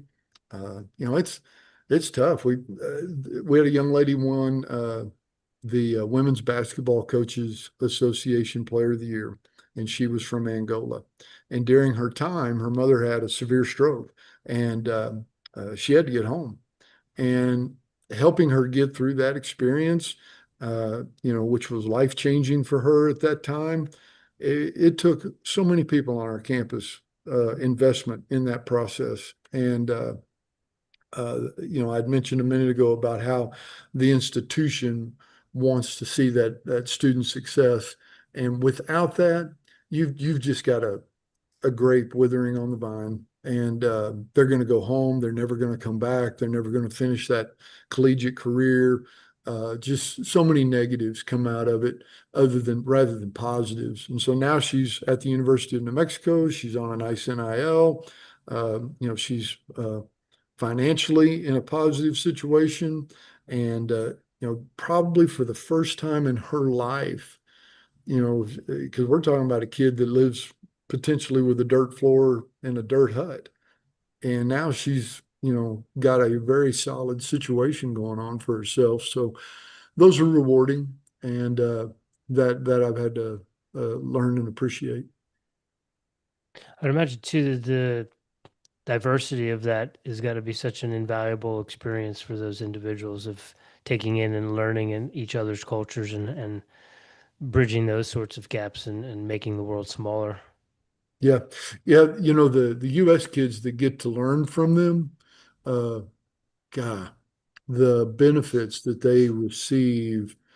Obviously you talk about the friendships and things of that nature that they gain, but just spending time living down the hall from somebody that lives on the other side of the world, and what does that mean? And you definitely get a pretty good image about how small the place is that you live. And it's a big planet with a lot of people and a lot of good people out there, and we've been fortunate to have them come through our program. Deron, so you have us sold on the sage wisdom that you can provide athletes and just that community of taking care of each other. And I feel like you take care of the person, you respect the person. Stuff on the field, obviously that's important, but that's going to take care of itself if you take care of the person. But so you got our ears perked about New Mexico Junior College. What does the college have to offer that we might not know about? Uniquely, well, there are more PRCA rodeo world champions in our county than anywhere else in the United States. And so rodeo is huge. The Western horse culture is huge. And so the college has gravitated to that. And so we have a 50-member rodeo, men and women's rodeo team. We have an equine program where a student can come in and learn to train a horse from colt to a 3-year-old. And that's a process in itself. They can get animal science, they can get farm and ranch management, which is popular because we get a lot of farm and ranch kids, and they come in and they get that degree, and they can go back home and run the family ranch. And we talked a minute ago about how I had to adapt to the international piece. Well, man, rodeo's foreign to me. I had to learn that whole thing. And what's a perf? What's the final go around and the short go around, and all of those terminologies, and how those kids think and what they do and what they appreciate. And so most people don't understand just how good we are at that, and what we bring to the table. So that's unique to New Mexico Junior College for sure. Rich, just like that, we've talked to 3 colleges this evening that have rodeo. I think we might have found a new sport we might need to look Yeah, into. we might need to add that to our list of Yeah. coverage. Learn about rodeo. I'm Yeah. sure junior college rodeo doesn't have any coverage, so we might have a way in. Well, the Cowboy Channel has really gravitated to that group. And we actually had a coach here back in the 80s. And when she left, she wrote a book about college rodeo. And it's kind of opened up some people's eyes. But the Cowboy Channel does a really nice job with taking care of us, uh, and keeping us in the forefront. And in our part of the world, there's some programs like Tarleton State University, which is over in Stephenville, Texas. So they've actually got world champions on their college team. And that's just a neat deal for our kids to get to compete against, and compete against people that are that athletic and that gifted. They just added a wrestling team, Jim. Yeah. That's the first Division I program in Texas. Oh, all right. Yeah. Yeah. Yeah. Rich, you got anything else for Darren before we let him go? Tara, what do we? I know the institution came on our radar because we're, as I mentioned, cross country and track and field guys. You have an outstanding programs there. What can we expect going into the fall and for the 2025-2026 year? Rich, I got asked that this afternoon, and I went into the print shop, and of course, everybody's asked the same question. Yeah, you gonna be good, coach? You gonna win them? And I said, hey, today we're outstanding. We're gonna win them all. So we get those kids here in a couple, next month. We'll see whether we really stand out. But the recruiting is good. This is just a unique time in these young people's lives, and some of them find out that this is just fantastic, and I don't want to do anything else for the rest of my life but compete. And then some say, you know what, I've had enough. I'm ready to go do something else. And so, to label that and say, hey, we're going to be great.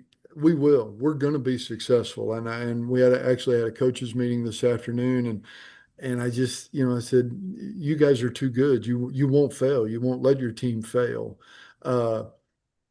But we've created such a program that now the expectation is we're not successful unless we win a national championship. Well, that's a pretty high standard. Yeah. And so if your AD stands in front of you and tries to repeat that, well, that's no different than telling your team that if we don't win every game, we've had a failure season. And so I kind of have to temper that. And today we just talked about getting better, embracing the fact that these young people have got to be trained on what an NIL is, what their future could hold if they were able to earn one of those. And then they've got to be mature enough to embrace that. And if they're doing things while they're competing in junior college that are not reflective of what a person that's going to earn one of those opportunities should reflect, then they're going to pass it up. And so we are directly responsible for that. And that has nothing to do with winning or losing games.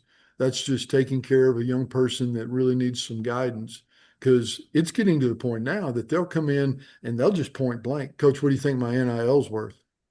And I'm going,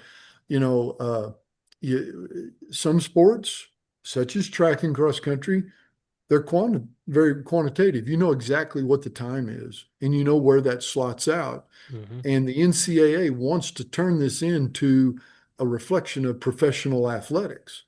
And so it's no different than if you've got a Tom Brady, he's the best quarterback in the league. Well, then you also know who the second best is and the third best. And you know how much you're going to pay those people. Well, that's fine and good. But if you've got a sport like baseball, well, golly, that's year to year. You don't know if you're going to have a good year. You don't know if you're going to have a bad year, until you get out there and actually compete. And so the conversations change. And so we've got to flip the tables, and we got to say, hey, are you going to be productive in the classroom? Are you going to perform there just like you do in your field of competition? Are you going to be a reflection in the community that's what someone wants to put that support behind? Those are things that these kids do not think about. It's not on their plate. And I think that we're very, very responsible for that. And I take a lot of interest in what we produce in that respect. Man, Rich, when we talk to someone who's all about the person, all about building great humans, it's hard not to want to see that program do well, huh? Yeah, I mean, I'm at 18. You might not have been able to convince me to go to the desert, but at almost 50, let's go. Do we have those 2 years from JUCO? Did we get those back yet, Rich? Might have one. I might have one. If the NCAA keeps meddling in this stuff, you never know what we're all going to get back. We may all get our eligibility back. Darren, is there anything we didn't cover about New You Mexico did a Junior great College? job. I can't apologize enough for my No, tardiness. not at all. Regret that occurred, but thank you for taking the time. And again, I'm glad that there's people that think we have a product that's worth talking about.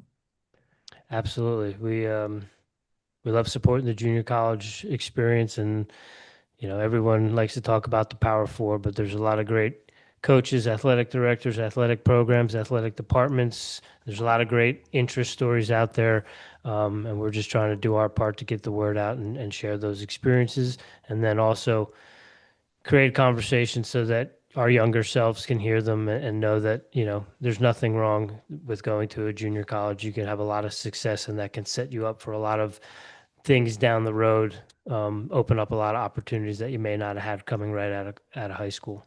Yeah, and since you guys have been there, I think that conversation's always been had. There's nothing wrong with junior college, and I guess I wish we could always get away from that stigma, Yeah. but we'll always be compared to the NCAA. And I'll be honest with you, I'm fine with them running off and doing what they're doing. And I want to get away from being compared to them because that's not a fair comparison. We provide our own level of success, and it fits so many people Mm-hmm. that we need to kind of figure out our own tagline. Yeah, the NCAA benefits from all of the work that we put in, and we need to kind of start going down that path as opposed to uh, comparing ourselves to what University of Texas has. I mean, we'll never match that, and I don't think we should ever try.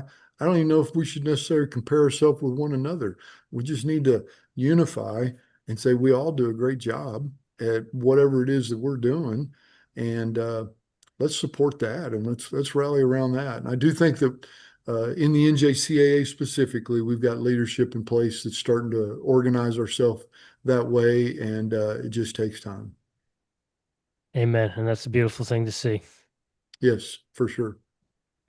Darren, thank you for fitting us in. I hope everything works out on your end and everything's copacetic there. It Thank is you good. so much for fitting us in, and we're super stoked that we got to have you on tonight. Thank you so much, Thank sir. you. Yeah, let me know if I can help in any way. Absolutely. Good Absolutely. luck this fall. Go Thunderbirds. Amen. Thank you. Bye-bye. Take care. Well, that is it this evening, Rich. We got 6 junior college athletic directors on. Never thought I would want to move to Kansas, but I am super excited for the conversations we had tonight, and more proud than ever to be first team All JUCO. You know it. And maybe Kansas, maybe Council Bluffs, maybe West Texas, New Mexico. maybe New You Mexico. had me at Desert. I do like the schools that have wrestling. I think that's having that balance of the cross country and the wrestling. We have something to do in the fall. We have something to do in the spring. We got to have something to do in the winter. Rodeo might be a new Well, I thing was gonna as we say, I get know you headed wanted to into. wear a cowboy hat, so we could just get it to rodeo. I get to wear my belt buckle more frequently. I mean, I think We got those options. those are things on the table to consider as we head into the school year 2025 and 2026. Yeah, we got things to think about, but this was a great show. Thank you for all the fans and listeners that hung in there with us, hung in there with our technical difficulties. But I messed that word up, Rich. I'm sorry. But we made it happen for them tonight, and send them home, Rich. Just big, huge thank you to all the athletic directors that joined us this evening. We really appreciate the athletic directors and the coaches and all the guests that we've had on that take a chance to sit down and chat with the Airey Bros. It means a lot to us that people are willing to talk to us about their programs, tell us their stories, and we are grateful for them. And we're also grateful that we get to share those stories with the fans of Airey Bros. So thanks for tuning in. Thanks for listening. And again, thanks to all the guests that come out and sit down and share their journeys with us. That is it for this evening. We do appreciate you tuning in this week. We are Coach Ware on the 16th. newly hired University of Northern Colorado. We're going back to our roots, Greeley, where it kind of all started for the Airey Bros, covering wrestling with Coach Troy Nickerson. But UNC has a new coach, Tion Ware, is coming in to join us. So Wade, this one's for you, buddy, and we'll see you all